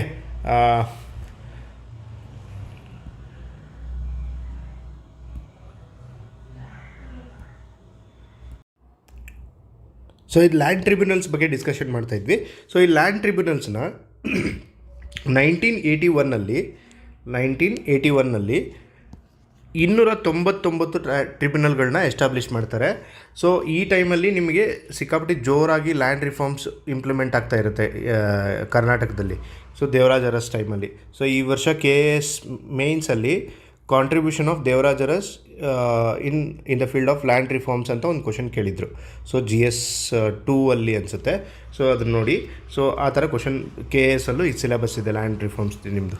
okay, tribunal decisions cannot be questions in ordinary courts ಅಂತ ಹೇಳ್ತಿದ್ದಾರೆ. ಸೊ ಈ ಲ್ಯಾಂಡ್ ಟ್ರಿಬ್ಯುನಲ್ಸ್ ಏನಿದೆ ಇದ್ರ ಡಿಸಿಷನನ್ನು ನೀವು ಆರ್ಡಿನರಿ ಕೋರ್ಟಲ್ಲಿ ಕ್ವಶನ್ ಮಾಡೋಕ್ಕಾಗಲ್ಲ. ಓನ್ಲಿ ರಿಟ್ ಪೆಟಿಷನ್ ಹಾಕಿ ಹೈಕೋರ್ಟಲ್ಲಿ ನೀವು ಈ ಲ್ಯಾಂಡ್ ಡಿಸ್ಪ್ಯೂಟ್ಸ್ ಏನಿದೆ ಅದನ್ನ ಸಾಲ್ವ್ ಮಾಡ್ಕೋಬೋದು. ಓಕೆ, ಅದಾದಮೇಲೆ ಡ್ಯೂಟೀಸ್ ಆಫ್ ತಹಶೀಲ್ದಾರ್ ಅಂತ ಒಂದು ಸ್ವಲ್ಪ ಕೊಟ್ಟಿದ್ದಾರೆ. ಡ್ಯೂಟೀಸ್ ಆಫ್ ಟ್ರಿಬ್ಯುನಲ್ಸ್ ನಾನು ಆಗಲೇ ಹೇಳಿದ್ದೀನಿ, ಡ್ಯೂಟೀಸ್ ಆಫ್ ಟ್ರಿಬ್ಯುನಲ್ಸ್ ಏನೇನಿತ್ತು ಅಂತ. ಆಮೇಲೆ ಈಗ ಲ್ಯಾಂಡ್ ಒಬ್ಬರಿಗೆ ಅಲಾಟ್ ಆಗಿದೆ ಅಂದ್ಕೊಳ್ಳಿ. ಈಗ X ಪರ್ಸನ್ ಅಂತಿದ್ದಾರೆ. ಸೊ ಈ ಪರ್ಸನ್ನಿಗೆ ಒಂದು ಲ್ಯಾಂಡು ಅಲಾಟ್ ಆಗಿದೆ. ಸೊ ಈಗ 25 ಎಕರೆ ಇವರಿಗೆ ಕೊಟ್ಟಿದ್ದಾರೆ ಅಂದ್ಕೊಳ್ಳಿ. ಸೊ ಈಗ ಕೊಟ್ಟಾಗ ಇವರು ಯಾವ್ಯಾವ ರೀಸನ್ನಿಂದ ಇವ್ರ ಕಡೆಯಿಂದ ವಾಪಸ್ ಲ್ಯಾಂಡ್ ತೊಗೋಬೋದು ಅಂತಂದರೆ, tenant fail to pay rent ಅಂತ. ಸೊ ರೆಂಟಿಗೆ ಏನಾದ್ರು ಕೊಟ್ಟಿದ್ರೆ ಅವನೇನಾದ್ರು ರೆಂಟ್ ಕೊಡಲಿಲ್ಲ ಅಂತಂದರೆ, ಈ ಗೇಣಿ ಕೊಟ್ಟಿಲ್ಲ ಅಂತಂದರೆ ಆವಾಗ ಇವನ ಕಡೆಯಿಂದ ವಾಪಸ್ ಈ ಲ್ಯಾಂಡನ್ನು ತೊಗೋಬೋದು. ಎವಿಕ್ಷನ್ ಅಂದರೆ ಇವ್ರನ್ನ ಆ ಲ್ಯಾಂಡಿಂದ ಹೊರಗಡೆ ಹಾಕ್ಬೋದು. ಅದಾದಮೇಲೆ ಟೆನೆಂಟ್ ಅಬ್ಯಾಂಡನ್ಡ್ ದ ಲ್ಯಾಂಡ್ ಅಂದರೆ ಯಾರು ಗೇಣಿ ಅಂತ ತೊಗೊಂಡಿರ್ತಾರೆ ಆ ಲ್ಯಾಂಡನ್ನು ಏನಾದ್ರು ಹಾಳು ಮಾಡಿದ್ರೆ ಅಥವಾ ಅವ್ರು ಬಿಟ್ಟು ಹೋದರೆ ಅವ್ರ ಕಡೆಯಿಂದ ಆ ಲ್ಯಾಂಡನ್ನು ವಾಪಸ್ ರೀಕ್ಲೇಮ್ ಮಾಡ್ಕೋಬೋದು. ಆಮೇಲೆ ಇಲ್ಲೀಗಲಿ ಲೀಸ್ಡ್ ಲ್ಯಾಂಡ್ ಅಂದರೆ ನಿಮಗೆ 1961 ಲ್ಯಾಂಡ್ ರಿಫಾರ್ಮ್ಸ್ ಆ್ಯಕ್ಟಲ್ಲಿ ಲೀಸ್ಗೆ ಕೊಡೋದನ್ನು ಬ್ಯಾನ್ ಮಾಡಿದ್ದಾರೆ. ಸೊ ಇಲ್ಲಿಗಲಿ ಲೀಸ್ ಏನಾದ್ರು ಕೊಟ್ಟಿದ್ರೆ ಅವನು ಒಬ್ಬನ ಹತ್ರ ಈಗ ಅವನಿಗೆ ಒಂದು ಲ್ಯಾಂಡ್ ಅಲಾಟ್ ಆಗಿತ್ತಲ್ಲ ಎಕ್ಸ್ ಪರ್ಸನ್ಗೆ, ಇವನು ಇನ್ನೊಬ್ಬನಿಗೆ ವೈ ಅನ್ನೋನಿಗೆ ಲೀಸಿಗೆ ಕೊಡೋಂಗಿಲ್ಲ. ಸೊ ಇವನಿಗೆ ಕೊಡೋಂಗಿಲ್ಲ. ಇವನಿಗೆ ಯಾರಿಗೆ ಸಿಕ್ಕಿರುತ್ತೋ ಇವನೇ ಮಾಡಬೇಕು ಅದನ್ನು ಕೆಲಸ. ಇಲ್ಲಾಂದರೆ ಇವನ ಕಡೆಯಿಂದ ಯಾರು ಸರ್ಕಾರ ವಾಪಸ್ ತೊಗೋಬೋದು ಅಥವಾ ಯಾರು ಕೊಟ್ಟಿರ್ತಾರೋ ಅವರು ವಾಪಸ್ ತೊಗೋಬೋದು. So land cannot be cultivated for 2 or more consecutive years ಅಂತ ಹೇಳ್ತಾರೆ. ಸೊ 2 ವರ್ಷಕ್ಕಿಂತ ಹೆಚ್ಚಿಗೆ ಈ ಲ್ಯಾಂಡನ್ನು ತೊಗೊಂಡು ಕೂಡ ಅವನೇನಾದ್ರು ಅದರಲ್ಲಿ ವ್ಯವಸಾಯ ಮಾಡಿಲ್ಲ ಅಂತಂದರೆ ಸೊ ಆ ಲ್ಯಾಂಡನ್ನು ವಾಪಸ್ಸು ತೊಗೊಳ್ಳೋಂಥ ಚಾನ್ಸಸ್ ಇರುತ್ತೆ. So 2 and more consecutive years ಅಂತ. ನಾನ್ ಅಗ್ರಿಕಲ್ಚರಲ್ ಪರ್ಪಸ್ಗೆ ಏನಾದ್ರು ಬಳಸ್ತಾ ಇದ್ದರೆ ಓನರ್ ವಾಂಟ್ಸ್ ಪರ್ಸ್ನಲ್ ಕಲ್ಟಿವೇಷನ್ ಏನಾದ್ರು ಈ ಥರ ಇದ್ದರೆ ಸೊ ಈ ಥರದ ರೀಸನಲ್ಲೂ ಕೂಡ ಎವಿಕ್ಷನ್ ಆಫ್ ಇದಾಗುತ್ತೆ. ಅಂದರೆ ಅವ್ರ ಕಡೆಯಿಂದ ವಾಪಸ್ ಲ್ಯಾಂಡನ್ನು ತೊಗೋಬೋದು. ಈ ಪಾಯಿಂಟ್ಸು ತುಂಬ ಇಂಪಾರ್ಟೆಂಟು. ಇದನ್ನು ನಿಮಗೆ ಆಪ್ಷನ್ ವೈಸು ಕೊಟ್ಟು ಸ್ಟೇಟ್ಮೆಂಟ್ ವೈಸ್ ಕೊಟ್ಟು ಕೇಳ್ತಾರೆ. ಓಕೆ, ಆಮೇಲೆ ನಾನು ಹೇಳಿದೆ ಲೀಸ್ ಬ್ಯಾನ್ ಇದೆ ಅಂತ. ಲೀಸ್ ಕೊಡೋದು ಬ್ಯಾನ್ ಇರುತ್ತೆ ಅಂತ. ಈ ಲೀಸ್ ಕೊಡೋದು ಬ್ಯಾನ್ ಇದೆ ಅಂತಂದರೆ ಇದಕ್ಕೆ ಕೆಲವೊಂದು ಎಕ್ಸೆಪ್ಷನ್ಸ್ ಇದೆ. ಇವರಿಗೆಲ್ಲ ಈ ಎಕ್ಸೆಪ್ಷನ್ಸ್ ಅಪ್ಲೈ ಆಗುತ್ತೆ. ಎಕ್ಸೆಪ್ಷನ್ಸ್ ಅಂದರೆ ಇವರಿಗೆ ಈ ಲೀಸ್ ಬ್ಯಾನ್ ಇರೋದನ್ನು ಅಪ್ಲೈ ಆಗಲ್ಲ. ಇವರಿಗೆ ಯಾರಿಗೆ ಮೈನರ್ಸ್ ಇದ್ದರೆ, ಸ್ಮಾಲ್ ಲ್ಯಾಂಡ್ ಹೋಲ್ಡರ್ಸ್ ಇದ್ದರೆ ಇವ್ರು ಕೊಡ್ಬೋದು ಲ್ಯಾಂಡನ್ನ ಲೀಸಿಗೆ. ಆಮೇಲೆ ಅನ್ಮ್ಯಾರಿಡ್ ಗರ್ಲ್ಸ್ ಹೆಸರಲ್ಲಿ ಏನಾದ್ರು ಇದ್ದರೆ ಅವ್ರು ಲೀಸಿಗೆ ಕೊಡ್ಬೋದು. ವಿಡೋಸ್ ಇದ್ದರೆ, ವಿಧವೆಯರಿದ್ದರೆ ಅವ್ರು ಕೊಡ್ಬೋದು. ಮೆಂಟಲಿ ಆ್ಯಂಡ್ ಫಿಸಿಕಲಿ ಚಾಲೆಂಜ್ಡ್ ಇದ್ದರೆ ಅವ್ರು ಲೀಸಿಗೆ ಕೊಡ್ಬೋದು. ಮಿಲ್ಟ್ರಿ ಪರ್ಸ್ನಲ್ ಇದ್ದು ಬೇರೆ ಕಡೆ ಏನಾದ್ರು ವರ್ಕ್ ಮಾಡ್ತಾಯಿದ್ರೆ ಅವ್ರು ಕೊಡ್ಬೋದು. ಕಮರ್ಷಿಯಲ್ ಶಿಪ್ ಕ್ರ್ಯೂ ಏನಿರುತ್ತೆ ಅಂದರೆ ಹೊರಗಡೆ ಏನು ಶಿಪ್ಪಲ್ಲಿ ಹೋಗಿರ್ತಾರೆ ಸೊ ಅವರು ಕೂಡ ಕೊಡ್ಬೋದು. ಮರೈನ್ ಶಿಪ್ಪಿಂಗ್ ಅಂತ ಏನು ಕರೀತಾರೆ ಸೊ ಅವರು ಕೂಡ ಕೊಡ್ಬೋದು. ಇವರಿಗೆಲ್ಲ ಇದರಲ್ಲಿ ಎಕ್ಸೆಪ್ಷನ್ ಇದೆ ಲೀಸ್ ಬ್ಯಾನಿಗೆ. ಓಕೆ, ಆಮೇಲೆ ನಾನು ಆಗಲೇ ಹೇಳಿದ್ನಲ್ಲ ಸಿಕ್ಕಾಪಟ್ಟೆ ಸರಿ ಅಮೆಂಡ್ಮೆಂಟ್ ಆಗಿದೆ ಇದು ಅಂತ. ಸೊ ಯಾವ್ಯಾವ ಟೈಮಲ್ಲಿ ಏನೇನು ಅಮೆಂಡ್ಮೆಂಟ್ ಆಗಿದೆ ಅಂತ ಒಂದು ಸರಿ ನೋಡೋಣ. 1974 ಏನು ಅಮೆಂಡ್ಮೆಂಟ್ ಆಗಿದೆ, ಯಾವುದು ರೆವಲ್ಯೂಷನರಿ ಅಮೆಂಡ್ಮೆಂಟ್ ಇದು, ದೇವರಾಜ ಅರಸ್ ಟೈಮಲ್ಲಿ ಆಗಿದ್ದು. ಇದರಲ್ಲಿ ಏನು ಅನೌನ್ಸ್ ಮಾಡ್ತಾರೆ, ಟಿಲ್ಲರ್ ಇಸ್ ದ ಓನರ್ ಅಂತ ಅನೌನ್ಸ್ ಮಾಡ್ತಾರೆ. ಇದರಲ್ಲಿ ಏನು ಮಾಡ್ತಾರೆ, ಅಬಾಲಿಷ್ಡ್ ಆಲ್ ಟೆನೆನ್ಸಿ ಅಂತ ಹೇಳ್ತಿದ್ದಾರೆ. ಸೊ ಎಲ್ಲ ಈ ಗೇಣಿ ಪದ್ಧತಿನ ಅಬಾಲಿಷ್ ಮಾಡ್ತಾರೆ. 4 ಲಕ್ಷ ಗೇಣಿದಾರರಿಗೆ 20 ಲಕ್ಷ ಎಕರೆ ಜಾಗ ಸಿಗುತ್ತೆ ಇದರಲ್ಲಿ. ಓಕೆ, ಇದರಲ್ಲಿ 4 ಲಕ್ಷ ಗೇಣಿದಾರರಿಗೆ, ಇವರಿಗೆಲ್ರಿಗೂ ಉಳುವನೇ ಹೊಲದೊಡೆಯ ಇದರಲ್ಲಿ. ಸೊ ಎಲ್ರಿಗೂ ಹೊಲ ಸಿಗುತ್ತೆ. ಆಮೇಲೆ ಲೀಗಲ್ ಏಡ್ ಸೆಲ್ಸನ್ನು ಕ್ರಿಯೇಟ್ ಮಾಡ್ತಾರೆ. ಜಮೀನ್ದಾರ ಕಡೆಯಿಂದ ಏನು ಲ್ಯಾಂಡ್ ಇಸ್ಕೊಂಡು ಈ ಗೇಣಿದಾರರಿಗೆ ಕೊಟ್ಟಿರ್ತಾರೆ ಸೊ ಯಾರ್ಯಾರು ಉಳ್ತಿರ್ತಾರೆ ಅವರಿಗೆ ಹೊಲ ಏನು ಅಲಾಟ್ ಆಗಿರುತ್ತೆ ಇವರಿಗೆಲ್ಲ ಲೀಗಲ್ ಪ್ರೊಟೆಕ್ಷನ್ ಕೊಡಬೇಕು ಅಂತ ಲೀಗಲ್ ಏಡ್ ಸೆಲ್ಸನ್ನು ಇದನ್ನು ಮಾಡ್ತಾರೆ. 299 ಟ್ರಿಬ್ಯುನಲ್ಸನ್ನು ಎಸ್ಟಾಬ್ಲಿಷ್ ಮಾಡಿರ್ತಾರೆ. 50% ಲ್ಯಾಂಡು SC/ST ಕಮ್ಯುನಿಟಿಗೆ ಅಲಾಟ್ ಮಾಡಿರ್ತಾರೆ. 50% ಏನು ಲ್ಯಾಂಡ್ ಇದು 20 ಲಕ್ಷ ಎಕರೆ ಏನಿದೆ ಸೊ ಇದರಲ್ಲಿ ಬಂದಿರುವಂಥ ಹೆಚ್ಚಿಗೆ ಲ್ಯಾಂಡು SC/ST ಕಮ್ಯುನಿಟಿಗೆ, ಮಾರ್ಜಿನಲೈಸ್ಡ್ ಕಮ್ಯುನಿಟಿಗೆ ಇದರಲ್ಲಿ ತುಂಬ ಲಾಭ ಆಗಿರುತ್ತೆ. ಆಮೇಲೆ ಪ್ಲಾಂಟೇಷನ್ ಕ್ರಾಪ್ಸ್ಗೆ ಎಕ್ಸಂಪ್ಷನ್ ಕೊಟ್ಟಿರ್ತಾರೆ ಸೀಲಿಂಗ್ ರಿಲೇಟೆಡು. ಈಗ ಯಾಕಂದರೆ ಪ್ಲಾಂಟೇಷನ್ ಕ್ರಾಪು ಗುಡ್ಡಗಾಡು ಪ್ರದೇಶದಲ್ಲಿ ಇರುತ್ತೆ. ಕಾಫಿ, ರಬ್ಬರ್ ಇದೆಲ್ಲ ಪ್ಲಾಂಟೇಷನಿಗೆ ನಿಮಗೆ ದೊಡ್ಡ ಸ್ಟ್ರೆಚ್ ಆಫ್ ಲ್ಯಾಂಡ್ ಬೇಕಾಗಿರುತ್ತೆ. ಸೊ ಅದಕ್ಕೋಸ್ಕರ ನಾವು ಇದರಲ್ಲೂ ನೋಡಿದ್ವಿ, ದಕ್ಷಿಣ ಕನ್ನಡಕ್ಕೆ ಮತ್ತು ಕರಾವಳಿ ರೀಜನಿಗೆ 40 ಯೂನಿಟ್ಸ್ವರೆಗೂ ನಿಮಗೆ ಕೊಟ್ಟಿದ್ದಾರೆ. ಅದೇ ನಿಮಗೆ ನಾರ್ಮಲ್ ಏರಿಯಾದಲ್ಲಿ 10-20 ಈ ಥರ ಇದೆ. ಓಕೆ, ಸೊ ಇಲ್ಲಿ ಪ್ಲಾಂಟೇಷನಿಗೆ ಕೂಡ ಎಕ್ಸಂಪ್ಷನ್ ಕೊಟ್ಟಿದ್ದಾರೆ. ಈ ಪಾಯಿಂಟ್ ನೆನ್ಪಿಟ್ಕೊಳ್ಳಿ. ನೆಕ್ಸ್ಟ್ ಅದಾದಮೇಲೆ ಸೆಕ್ಷನ್ 79A, 79B, 79Cನ ಆ್ಯಡ್ ಮಾಡ್ತಾರೆ. ಈ 3 ಸೆಕ್ಷನ್ಗಳು ತುಂಬ ಇಂಪಾರ್ಟೆಂಟು. ಇದು ಯಾಕೆ ಇಂಪಾರ್ಟೆಂಟ್ ಅಂತ ನಿಮಗೆ ಮುಂದೆ ಗೊತ್ತಾಗುತ್ತೆ. ಇದು ಏನು ಇದರಲ್ಲಿ ಏನಿದೆ ಅಂತ ಮುಂದೆ ಗೊತ್ತಾಗುತ್ತೆ. ಸೆಕ್ಷನ್ 79A, 79B, 79C ಇದರಲ್ಲಿ ಆ್ಯಡ್ ಮಾಡ್ತಾರೆ. ಓಕೆ, ಯಾವುದ್ರಲ್ಲಿ ಆ್ಯಡ್ ಮಾಡ್ತಾರೆ, 1974 ಅಮೆಂಡ್ಮೆಂಟಲ್ಲಿ ಈ 1961 ಏನು ಆ್ಯಕ್ಟ್ ಇದೆ ಈ ಆ್ಯಕ್ಟಿಗೆ ಈ 3 ಸೆಕ್ಷನ್ಗಳನ್ನ ಆ್ಯಡ್ ಮಾಡ್ತಾರೆ.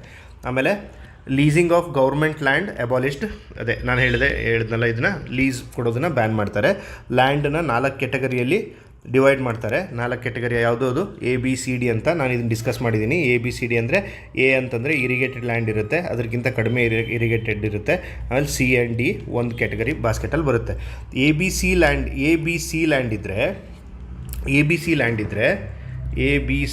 ಈ 3 ಕೆಟಗರಿ ಲ್ಯಾಂಡಿಗೆ ನೀವೇನಾದ್ರು ಈಗ ಒಬ್ಬರ ಕಡೆಯಿಂದ ಇಸ್ಕೋತಾ ಇದ್ದೀರಿ, ಈಗ ಒಬ್ಬ ಜಮೀನ್ದಾರ ಇದ್ದಾನೆ, ಸೊ ಅವನ ಕಡೆಯಿಂದ ಎ ಲ್ಯಾಂಡನ್ನ ತೊಗೋತಾ ಇದ್ದೀರಿ ಅಂತಂದರೆ ಅವನಿಗೆ ವಾರ್ಷಿಕ ಆದಾಯ ಆ ಲ್ಯಾಂಡಿಂದ ₹100 ಬರ್ತಾಯಿದ್ರೆ, ಆ ಲ್ಯಾಂಡಿಂದ ₹100 ಬರ್ತಾಯಿದ್ರೆ ₹100 ಇಂಟು 15 ಪಟ್ಟು 15 ಟೈಮ್ಸ್ ಆಫ್ ಆ್ಯನ್ಯುವಲ್ ಇನ್ಕಮ್ ಅಂತ ಹೇಳ್ತಾರೆ. ಸೊ ₹1500 ಕೊಟ್ಟು ನೀವು ಈ ಲ್ಯಾಂಡನ್ನು ತೊಗೋಬೋದು ಅಂತ ಅನೌನ್ಸ್ ಮಾಡ್ತಾರೆ ಇದರಲ್ಲಿ.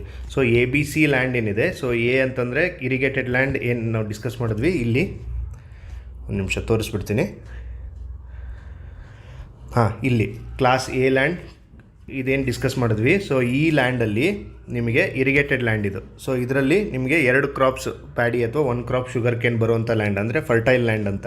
ಸೊ ಇದ್ರದ್ದು ಈ ಥರದ ಲ್ಯಾಂಡಲ್ಲಿ ನೀವು ಆ್ಯನ್ಯುವಲ್ ಇನ್ಕಮ್ ಏನು ಬರ್ತಿರುತ್ತೆ ಅದ್ರದ್ದು 15 ಪಟ್ಟು ಕೊಟ್ಟು ಆ ಲ್ಯಾಂಡನ್ನು ಅವನ ಕಡೆಯಿಂದ ತೊಗೋಬೋದು.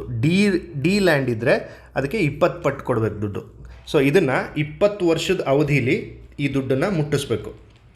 ಸೊ 20 ಇಯರ್ಸ್ ಅವಧಿಲಿ ಈ ದುಡ್ಡನ್ನು ಮುಟ್ಟಿಸ್ಬೇಕು. ಓಕೆ ಈಗ ಯಾರು ಈ ಟೆನೆಂಟ್ ಇರ್ತಾನೆ ಅಂದರೆ ಗೇಣಿದಾರ ಯಾರು ಇರ್ತಾನೆ ಅವನಿಗೆ ಓನರ್ಶಿಪ್ ಟ್ರಾನ್ಸ್ಫರ್ ಆಗಬೇಕು ಅಂದರೆ ಆ ಲ್ಯಾಂಡಿನ 15 ಪಟ್ಟು ABC ಈ 3ರಲ್ಲಿ ಲ್ಯಾಂಡ್ ಆಗಿದ್ದರೆ, ಅಥವಾ 20 ಪಟ್ಟು ಡಿ ಟೈಪ್ ಆಫ್ ಲ್ಯಾಂಡ್ ಆಗಿದ್ದರೆ. ಓಕೆ, ಇದನ್ನು ಓವರ್ ದ ಪೀರಿಯಡ್ ಆಫ್ 20 ಇಯರ್ಸಲ್ಲಿ ಮುಟ್ಟಿಸ್ಬೇಕಾಗುತ್ತೆ ಅವನು. ಓಕೆ, ಇದು ನಿಮಗೆ 1974 ಆ್ಯಕ್ಟ್ದು ಇನ್ಫಾರ್ಮೇಷನು. ಅದಾದಮೇಲೆ ನಿಮಗೆ ಇನಾಮ್ ಅಬಾಲಿಷನ್ ಅಂತ ಒಂದು ಆ್ಯಕ್ಟ್ ಇದೆ. ಸೊ ಇದು 1952 ಇನಾಮ್ ಲ್ಯಾಂಡ್ ಅಬಾಲಿಷನ್ ಒಂದಾಗಿದೆ. ಓಕೆ, ಇದು ಕೂಡ ಒಂದಿದೆ. ಇದು ನಾಟ್ ದ್ಯಾಟ್ ಮಚ್ ಇಂಪಾರ್ಟೆಂಟ್, ಅಷ್ಟೇ. ಇದನ್ನು ಮಾತ್ರ ನೋಡ್ಕೊಂಡಿರಿ. ಆಮೇಲೆ 1978ಅಲ್ಲಿ ಇದಕ್ಕೊಂದು ಅಮೆಂಡ್ಮೆಂಟ್ ಮಾಡ್ತಾರೆ. ಏನು ಮಾಡ್ತಾರೆ ಅಂದರೆ restrictions on purchase of SC/ST land protects rights even under 2020 amendment ಅಂತ ಹೇಳ್ತಾರೆ. ಅಂದರೆ Harijans, Karnataka Harijans tribals and tribals prohibition of transfer of certain land act ಅಂತ ಇದನ್ನ ಆ್ಯಕ್ಟ್ ತೊಗೊಂಬರ್ತಾರೆ. ಈ ಆ್ಯಕ್ಟಲ್ಲಿ ಏನು ಮಾಡ್ತಾರೆ ಅಂದರೆ ಈಗ ಯಾರ್ಯಾರಿಗೆ ಈ ಉಳುವೋನೆ ಹೊಲದೊಡೆಯ ಸ್ಕೀಮಲ್ಲಿ ಲ್ಯಾಂಡ್ ಅಲಾಟ್ ಆಗಿದೆ, ಸೊ ಆ ಲ್ಯಾಂಡನ್ನು ಅವರು ಇನ್ನೊಬ್ಬರಿಗೆ ಟ್ರಾನ್ಸ್ಫರ್ ಮಾಡೋಕ್ಕೆ ಬರಲ್ಲ. ಆ ಲ್ಯಾಂಡಲ್ಲಿ ಅವರು ಉಳುಮೆ ಮಾಡಬೇಕು, ಅದರಲ್ಲೇ ದುಡಿಬೇಕು. ಯಾಕಂದರೆ ಇದನ್ನು ಪರ್ಚೇಸ್ ಏನಾದ್ರು ಕೊಟ್ಬಿಟ್ರೆ ಮತ್ತೆ ವಾಪಸ್ ಏನು ಮಾಡ್ತಾರೆ ಶ್ರೀಮಂತರು ಇವ್ರ ಕಡೆಯಿಂದ ಲ್ಯಾಂಡನ್ನು ಪರ್ಚೇಸ್ ಮಾಡಿ ಮತ್ತೆ ಇವ್ರು ಲ್ಯಾಂಡ್ಲೆಸ್ ಆಗ್ತಾರೆ SC/ST ಕಮ್ಯುನಿಟಿಯವರು ಅಂತ. SC/ST ಕಮ್ಯುನಿಟಿದು ನಿಮಗೆ ಇಂಟ್ರೆಸ್ಟನ್ನು ಪ್ರೊಟೆಕ್ಟ್ ಮಾಡೋದಕ್ಕೋಸ್ಕರ ಈ ಆ್ಯಕ್ಟನ್ನು ತೊಗೊಂಬರ್ತಾರೆ. ಇದು ಯಾವಾಗ ಬರುತ್ತೆ? 1978ಅಲ್ಲಿ ಬರುತ್ತೆ. ಓಕೆ, ನೆಕ್ಸ್ಟ್ ಅದಾದಮೇಲೆ 1979ಅಲ್ಲಿ ಇನ್ನೊಂದು ಅಮೆಂಡ್ಮೆಂಟ್ ತೊಗೊಂಬರ್ತಾರೆ. ಇದರಲ್ಲಿ ಏನು ಮಾಡ್ತಾರೆ ಅಂದರೆ ಕೊಕೋವಾ ರೆಕಗ್ನೈಸ್ಡ್ ಆ್ಯಸ್ ಪ್ಲಾಂಟೇಷನ್ ಕ್ರಾಪ್ ಅಂತ ಹೇಳ್ತಿದ್ದಾರೆ. ಸೊ ಕೊಕೋವಾ ಅಂತೇನು ನಿಮಗೆ ಪ್ಲಾಂಟ್ ಬರುತ್ತೆ, ಸೊ ಇದನ್ನು ಕೂಡ ಪ್ಲಾಂಟೇಷನ್ ಕ್ರಾಪ್ ಅಂತ ರೆಕಗ್ನೈಸ್ ಮಾಡ್ತಾರೆ. ಕಾಫಿ, ಟೀ, ರಬ್ಬರ್ ಇವೆಲ್ಲದರ ಜೊತೆಗೆ ಕೊಕೋವಾ ಕೂಡ ರೆಕಗ್ನೈಸ್ ಮಾಡ್ತಾರೆ. ಇದನ್ನು ಕೊಡ್ಬೋದು. Which of the following is considered as a plantation crop under land reforms act ಅಂತ ಕೊಟ್ಟು ಕೊಕೋವಾ ಕೊಟ್ಟಾಗ ನಮ್ಗೆ ಗೊತ್ತಿಲ್ಲ ಅಂದರೆ ಕೊಕೋವಾನ ನಾವು ಇಲ್ಲ ಅನ್ಕೋಬೋದು. ಸೊ ಇದನ್ನು ಕೂಡ ಅಮೆಂಡ್ಮೆಂಟಲ್ಲಿ ಆ್ಯಡ್ ಮಾಡಿರೋದ್ರಿಂದ ತಿಳ್ಕೊಬೇಕು. ಓಕೆ, 1995ಅಲ್ಲಿ ಇನ್ನೊಂದು ಅಮೆಂಡ್ಮೆಂಟ್ ಮಾಡ್ತಾರೆ. ಇದರಲ್ಲಿ ಏನು ಮಾಡ್ತಾರೆ ಅಂದರೆ ನಾನು ಮೇಲ್ಗಡೆ ಡಿಸ್ಕಸ್ ಮಾಡಿದ್ದೆ ನಿಮಗೆ 1961 ಆ್ಯಕ್ಟಲ್ಲಿ. ಸೊ ಅಲ್ಲೇನು ಅಂತಂದರೆ ನಿಮಗೆ 12,000ಕ್ಕಿಂತ ಹೆಚ್ಚಿಗೆ ನಾನ್ ಅಗ್ರಿಕಲ್ಚರಲ್ ಇನ್ಕಮ್ ಇರೋರು ಲ್ಯಾಂಡನ್ನು ಪರ್ಚೇಸ್ ಮಾಡೋಕ್ಕೆ ಬರಲ್ಲ ಅಂತ ಹೇಳಿದೆ. ಆ ಇನ್ಕಮ್ ಏನಿದೆ ಅದೇನು 12,000 ಇತ್ತು, ಆ 12,000 ಇನ್ಕಮ್ಮು ಕಡಿಮೆ ಆಗುತ್ತೆ ಅಂಥೇಳಿ 2 ಲಕ್ಷಕ್ಕೆ ಏರಿಸ್ತಾರೆ ಅದನ್ನು. ಸೊ ರಿವರ್ಸ್ಡ್ ಮೆನಿ ಪ್ರೊವಿಷನ್ಸ್ ಆಯಿತು. Income limit for agriculture land rise to 2 lakhs ಅಂತ ಹೇಳ್ತಿದ್ದಾರೆ. ಸೊ 12,000 ಇದ್ದಿದ್ದು ಈಗ 2 ಲಕ್ಷ ಆಯಿತು. ಮುಂದೆ ಇದು 2 ಲಕ್ಷ ಇದ್ದಿದ್ದು 25 ಲಕ್ಷ ಆಗುತ್ತೆ. ಸೊ 25 ಲಕ್ಷ ನಾನ್ ಅಗ್ರಿಕಲ್ಚರಲ್ ಸೋರ್ಸಿಂದ ಇನ್ಕಮ್ ಬರ್ತಾಯಿದ್ರೆ ಅವರು ಲ್ಯಾಂಡನ್ನು ಪರ್ಚೇಸ್ ಮಾಡೋಕ್ಕೆ ಬರಲ್ಲ ಅನ್ನೋದು ಇದರ ಅರ್ಥ.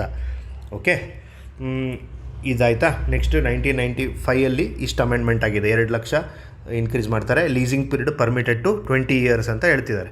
ಓಕೆ, ಅದಾದಮೇಲೆ 2012ಅಲ್ಲಿ ಇನ್ನೊಂದು ಅಮೆಂಡ್ಮೆಂಟ್ ಬರುತ್ತೆ. Land can be leased to private companies ಅಂತ ಒಂದು ಅಮೆಂಡ್ಮೆಂಟ್ ಮಾಡ್ತಾರೆ. ಯಾಕೆ? ಇಂಡಸ್ಟ್ರಿಯಲೈಸೇಷನಿಗೋಸ್ಕರ ಇದು. ಓಕೆ, 2015ಅಲ್ಲಿ ಇನ್ನೊಂದು ಅಮೆಂಡ್ಮೆಂಟ್ ಮಾಡ್ತಾರೆ. ಏನು? ಸೆಕ್ಷನ್ 79A 109 ಅಮೆಂಡ್ಮೆಂಟ್ ಮಾಡ್ತಾರೆ. ಈಗ ನಾವಿನ್ನೂ 79A 79B 79C ಏನು ಅಂತ ಡಿಸ್ಕಸ್ ಮಾಡಿಲ್ಲ. ಓಕೆ, ಇದನ್ನು ಈ ಮೂರೂ ಡಿಸ್ಕಸ್ ಮಾಡೋಣ. 2020 ಆ್ಯಕ್ಟ್ ಅಮೆಂಡ್ಮೆಂಟ್ ಹೇಳಬೇಕಾದ್ರೆ ಈ ಮೂರೂ ಹೇಳ್ತೀನಿ. ಇದರಲ್ಲಿ ಇಷ್ಟು ಮಾತ್ರ ತಿಳ್ಕೊಳ್ಳಿ. 79A ಅಲ್ಲಿ ಲ್ಯಾಂಡ್ ಏನಿದು ನಾನು 2 ಲಕ್ಷ ಹೇಳಿದ್ನಲ್ಲ ಇಲ್ಲಿ, ಸೊ 12,000 ಇದ್ದಿದ್ದು 2 ಲಕ್ಷ ಇನ್ಕಮ್ ಲಿಮಿಟ್ ಮಾಡಿದ್ರು ಅಂತ, ಅದನ್ನು 25 ಲಕ್ಷ ಮಾಡ್ತಾರೆ. 25 ಲಕ್ಷ ಇನ್ಕಮ್ಮು ನಾನ್ ಅಗ್ರಿಕಲ್ಚರಲ್ ಸೋರ್ಸಿಂದ ಬರ್ತಾ ಇದ್ದರೆ ಅಂಥ ಪರ್ಸನ್ನು ಅಗ್ರಿಕಲ್ಚರಲ್ ಲ್ಯಾಂಡನ್ನು ಪರ್ಚೇಸ್ ಮಾಡೋಕ್ಕೆ ಬರಲ್ಲ ಅಂತ ಇದನ್ನು ಮಾಡಿರ್ತಾರೆ. ಆಮೇಲೆ ಸೆಕ್ಷನ್ 109ಅಲ್ಲಿ ಏನು ಮಾಡ್ತಾರೆ ಅಂದರೆ it expanded the definition of industrial development. ಅಂದರೆ ಇಲ್ಲೇನು ಮಾಡ್ತಾರೆ, ಇಂಡಸ್ಟ್ರಿಯಲ್ ಡೆವಲಪ್ಮೆಂಟಿಗೋಸ್ಕರ ಒಂದು ಸೆಕ್ಷನ್ನ ಆ್ಯಡ್ ಮಾಡ್ತಾರೆ. Doubled DC's power to grant permission for non agricultural acquisition. Okay, non agricultural ಅಕ್ವಿಸಿಷನಿಗೆ ಆ್ಯಕ್ಟಿವಿಟೀಸ್ಗೆ, ಇಂಡಸ್ಟ್ರಿಗೋಸ್ಕರ ಅಗ್ರಿಕಲ್ಚರಲ್ ಲ್ಯಾಂಡನ್ನು ತೊಗೊಳ್ಳೋದನ್ನು ಇದನ್ನು ಡೆಫಿನಿಷನ್ನ ಎಕ್ಸ್ಪ್ಯಾಂಡ್ ಮಾಡ್ತಾರೆ. ಓಕೆ, ಅದಾದಮೇಲೆ 2020 ಮೇಜರ್ ಲಿಬರಲೈಸೇಷನ್ ಆ್ಯಕ್ಟ್, ಇದು 2020 ಅಮೆಂಡ್ಮೆಂಟು. ನಿಮಗೆಲ್ಲ ಗೊತ್ತಿರ್ಬೋದು, 2021 KS ಮೇನ್ಸ್ ಏನಾಗಿತ್ತು, ಅದರಲ್ಲಿ ಒಂದು essay topic 2020 land amendment act ಬಗ್ಗೆನೇ ಕೇಳಿದರು. So 2020 land reforms amendment act ಏನಿದೆ ಇದ್ರ ಬಗ್ಗೆನೇ ಡೀಟೇಲ್ ಡಿಸ್ಕಷನ್ ಕೇಳಿದರು. ಓಕೆ, ಇದರಲ್ಲಿ ನೋಡಿ ಸೆಕ್ಷನ್ 79A, 79B, 79Cನ ರಿಪೀಲ್ ಮಾಡಿಬಿಡ್ತಾರೆ, ಅಂದರೆ ತೆಗೆದಾಕ್ಬಿಡ್ತಾರೆ. ಯಾವ ಆ್ಯಕ್ಟಲ್ಲಿ ಆ್ಯಡ್ ಮಾಡಿದ್ರು ಇದನ್ನು? 1974 ಆ್ಯಕ್ಟಲ್ಲಿ ಇದನ್ನು ಆ್ಯಡ್ ಮಾಡಿದರು ದೇವರಾಜ್ ಅರಸ್ ಟೈಮಲ್ಲಿ. ಬಟ್ 2020 ಆ್ಯಕ್ಟಲ್ಲಿ ಈ 3 ಸೆಕ್ಷನ್ಗಳನ್ನ ರಿಪೀಲ್ ಮಾಡ್ತಾರೆ, ತೆಗೆದಾಕ್ತಾರೆ. ಯಾಕೆ ಅಂತ ಆಮೇಲೆ ಹೇಳ್ತೀನಿ, ಇಲ್ಲಿ ಕೆಳಗಡೆ ಬರುತ್ತೆ, ನಿಮಗೆ ಡೀಟೇಲಾಗಿ ಹೇಳ್ತೀನಿ. ಸೊ ಈ 79A ಅಲ್ಲಿ ಏನಿದೆ ಅಂತಂದರೆ, ಇಲ್ಲೇ ಹೇಳ್ಬಿಡ್ತೀನಿ ತಡೀರಿ. 79A ಅಲ್ಲಿ ಏನಿದೆ ಅಂತಂದರೆ ನಿಮಗೆ ಇನ್ಕಮ್ ರಿಸ್ಟ್ರಿಕ್ಷನ್ಸ್, ಅಂದರೆ 79A ಅಲ್ಲಿ ಇಷ್ಟು ಅಗ್ರಿಕಲ್ಚರಲ್ ಇನ್ಕಮ್ ನಿಮ್ಗೆ ಬರ್ತಾಯಿದೆ, ನಾನ್ ಅಗ್ರಿಕಲ್ಚರಲ್ ಇನ್ಕಮ್ ಬರ್ತಾಯಿದ್ರೆ ನೀವು ಲ್ಯಾಂಡ್ ಪರ್ಚೇಸ್ ಮಾಡಬಾರ್ದು ಅನ್ನೋದನ್ನು ಆ್ಯಡ್ ಮಾಡಿರ್ತಾರೆ. ಯಾಕೆ ಅಂತಂದರೆ ದೊಡ್ಡ ದೊಡ್ಡ ಬಿಸ್ನೆಸ್ ಮ್ಯಾನ್ಗಳು, ದೊಡ್ಡ ದೊಡ್ಡ ಇನ್ಕಮ್ ಇರೋಂಥವ್ರು ಅಗ್ರಿಕಲ್ಚರಲ್ ಲ್ಯಾಂಡನ್ನು ಪರ್ಚೇಸ್ ಮಾಡಿ ಸುಮ್ಮನೆ ಇಟ್ಟುಬಿಟ್ರೆ ಪ್ರೊಡಕ್ಟಿವಿಟಿ ಕಡಿಮೆ ಆಗುತ್ತೆ. ಆಮೇಲೆ ಸುಮ್ಮನೆ ಜಾಗ ಹಾಗೆ ಖಾಲಿ ಉಳಿಯೋದ್ರಿಂದ ಅದು ವೇಸ್ಟ್ ಲ್ಯಾಂಡ್ ಆಗಿ ಕನ್ವರ್ಟ್ ಆಗುತ್ತೆ ಅನ್ನೋ ಕಾರಣದಿಂದ ಈ ಸೆಕ್ಷನ್ನ ಆ್ಯಡ್ ಮಾಡಿರ್ತಾರೆ 79A. ಇದನ್ನು ತೆಗೆದಾಕ್ತಾರೆ. ಇದನ್ನು ತೆಗೆದಾಕಿದ್ರೆ ಏನಾಗುತ್ತೆ ರೀಸನ್ ಅಂತಂದರೆ, ಏನು ಇದರಿಂದ ಹೆಲ್ಪ್ ಆಗುತ್ತೆ ಅಂದರೆ, 79A ಹೋದರೆ ನಾನ್ ಅಗ್ರಿಕಲ್ಚರಲಿಸ್ಟ್ಗಳು ಕೂಡ ಅಗ್ರಿಕಲ್ಚರಲ್ ಲ್ಯಾಂಡ್ ತೊಗೊಂಡು ಅಗ್ರಿಕಲ್ಚರ್ ಸ್ಟಾರ್ಟ್ ಮಾಡ್ಬೋದು, ಅಥವಾ ಇಂಡಸ್ಟ್ರಿ ಸ್ಟಾರ್ಟ್ ಮಾಡ್ಬೋದು, ಏನೋ ಒಂದು ಲ್ಯಾಂಡ್ ಯುಟಿಲೈಸೇಷನಿಗೆ ಹೆಲ್ಪ್ ಮಾಡ್ಬೋದು ಅನ್ನೋ ಕಾರಣದಿಂದ ಸೊ ಸೆಕ್ಷನ್ 79Aನ ರಿಪೀಲ್ ಮಾಡ್ತಾರೆ. ಅದ್ರ ಜೊತೆಗೆ ಸೆಕ್ಷನ್ 79B ಅಲ್ಲಿ ಏನಿರುತ್ತೆ ಅಂದರೆ, ಅದೇ ಈಗ ನಾನ್ ಅಗ್ರಿಕಲ್ಚರಲಿಸ್ಟ್ ಕೂಡ ಲ್ಯಾಂಡನ್ನು ಹೋಲ್ಡ್ ಮಾಡ್ಬೋದು. ಸೆಕ್ಷನ್ 79C ಏನಿರುತ್ತೆ ಅಂದರೆ, ಅಕಸ್ಮಾತ್ ಇದು ಎರಡನ್ನೂ ಏನಾದ್ರು ಫಾಲೋ ಮಾಡ್ತಿಲ್ಲ ಅಂದರೆ ಅವರಿಗೆ ಕೋರ್ಟ್ ಪ್ರೊಸೀಡಿಂಗ್ಸ್ ಪೆನಾಲ್ಟಿ ಯಾವ ಥರ ಇರುತ್ತೆ ಅನ್ನೋದನ್ನು ಈ ಸೆಕ್ಷನಲ್ಲಿ ಮೆನ್ಷನ್ ಮಾಡಿದ್ದಾರೆ. ಓಕೆ, 2020 ಅಮೆಂಡ್ಮೆಂಟ್ ಬಗ್ಗೆ ನೋಡಿದ್ವಿ. 2020 ಅಮೆಂಡ್ಮೆಂಟಲ್ಲಿ ಸೆಕ್ಷನ್ 79A, 79B, 79Cನ ತೆಗೆದಾಕ್ತಾರೆ. ಸೆಕ್ಷನ್ 63ಯಲ್ಲಿ ಸೀಲಿಂಗ್ಸನ್ನು ಡಬಲ್ ಮಾಡ್ತಾರೆ. ನಾವು ಮೇಲ್ಗಡೆ ಡಿಸ್ಕಸ್ ಮಾಡಿದ್ದೀವಿ, 10 ಯೂನಿಟ್ಸ್ ಇದ್ದಿದ್ದು 20 ಯೂನಿಟ್ಸ್ ಕನ್ವರ್ಟ್ ಮಾಡ್ತಾರೆ. ಇಲ್ಲಿ ಟೇಬಲ್ ಇದೆಯಲ್ಲ, ಟೇಬಲ್ ಡಿಸ್ಕಷನ್ ಮಾಡಿದ್ದೀವಿ ನಾವು. ಸೊ ಸ್ಟಾರ್ಟಿಂಗೇ ನಿಮಗೆ ಇಲ್ಲಿ ಕೊಟ್ಟಿದ್ದೀವಿ ನೋಡಿ, 1961 ಆ್ಯಕ್ಟಲ್ಲಿ, 2020 ಆ್ಯಕ್ಟಲ್ಲಿ 5 ಯೂನಿಟ್ ಲಿಮಿಟ್ ಇದ್ದರೆ ಇಲ್ಲಿ 10 ಯೂನಿಟ್ಸ್ ಮಾಡ್ತಾರೆ. ಇಲ್ಲಿ 10 ಯೂನಿಟ್ಸ್ ಇದ್ದರೆ 20 ಯೂನಿಟ್ಸ್ ಮಾಡ್ತಾರೆ. 20 ಇದ್ದರೆ 40 ಯೂನಿಟ್ಸ್ ಮಾಡ್ತಾರೆ. 40 ಇದ್ದರೆ 80 ಯೂನಿಟ್ಸ್ ಮಾಡ್ತಾರೆ. ಸೊ ಇದು 2020 ಅಮೆಂಡ್ಮೆಂಟಲ್ಲಿ ಆಗುವಂಥದ್ದು. ಇದು ತುಂಬ ಇಂಪಾರ್ಟೆಂಟು. ಸೊ ಈ ಎಲ್ಲ ಡೇಟಾನ ನೀವು ನೆನಪಿಡಲೇಬೇಕು, ಇದನ್ನು ನೆನಪಿಡಲೇಬೇಕು. ಓಕೆ, 2020 ಆಯಿತಾ? ಓಕೆ, ಇದು ಮೇಜರ್ ಅಮೆಂಡ್ಮೆಂಟ್. ನಿಮಗೆ ಇಲ್ಲಿವರೆಗೂ ಗೊತ್ತಿದ್ದರೆ ಸಾಕು, ಇದೆರಡು ಏನು ಅಷ್ಟು ಇಂಪಾರ್ಟೆಂಟ್ ಇಲ್ಲ ನಿಮಗೆ. ಇದಾದಮೇಲೆ ನಮಗೆ ಈ ಇನ್ಕಮ್ ಲಿಮಿಟ್ ಬಗ್ಗೆ ಹೇಳಿದೆ ನಾನು. 1974ಅಲ್ಲಿ ನಾನ್ ಅಗ್ರಿಕಲ್ಚರಲ್ ಇನ್ಕಮ್ ಲಿಮಿಟ್ 12,000 ಇತ್ತು. 1991ಅಲ್ಲಿ 50,000 ಆಯಿತು. 1995 ಅಮೆಂಡ್ಮೆಂಟಲ್ಲಿ 2 ಲಕ್ಷ ಆಯಿತು. 2015ರಲ್ಲಿ 25 ಲಕ್ಷ ಆಯಿತು. 20ರಲ್ಲಿ ನೋ ಲಿಮಿಟ್, 79Aನೇ ತೆಗೆದಾಕ್ಬಿಟ್ಟಿರ್ತಾರೆ ಇದರಲ್ಲಿ. So anyone can purchase year. Okay,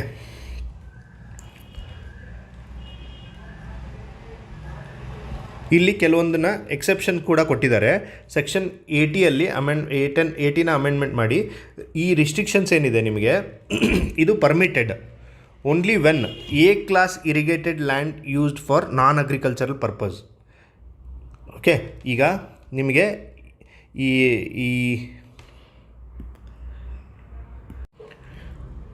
ನಾವಿಲ್ಲಿ ಇದನ್ನು ರಿಸ್ಟ್ರಿಕ್ಷನ್ಸ್ ರಿಮೂವ್ ಮಾಡಿದ್ದಾರೆ, ಇನ್ಕಮ್ ರಿಸ್ಟ್ರಿಕ್ಷನ್ಸ್ ಇಲ್ಲ ಅಂತ ಹೇಳಿದ್ವಲ್ಲ.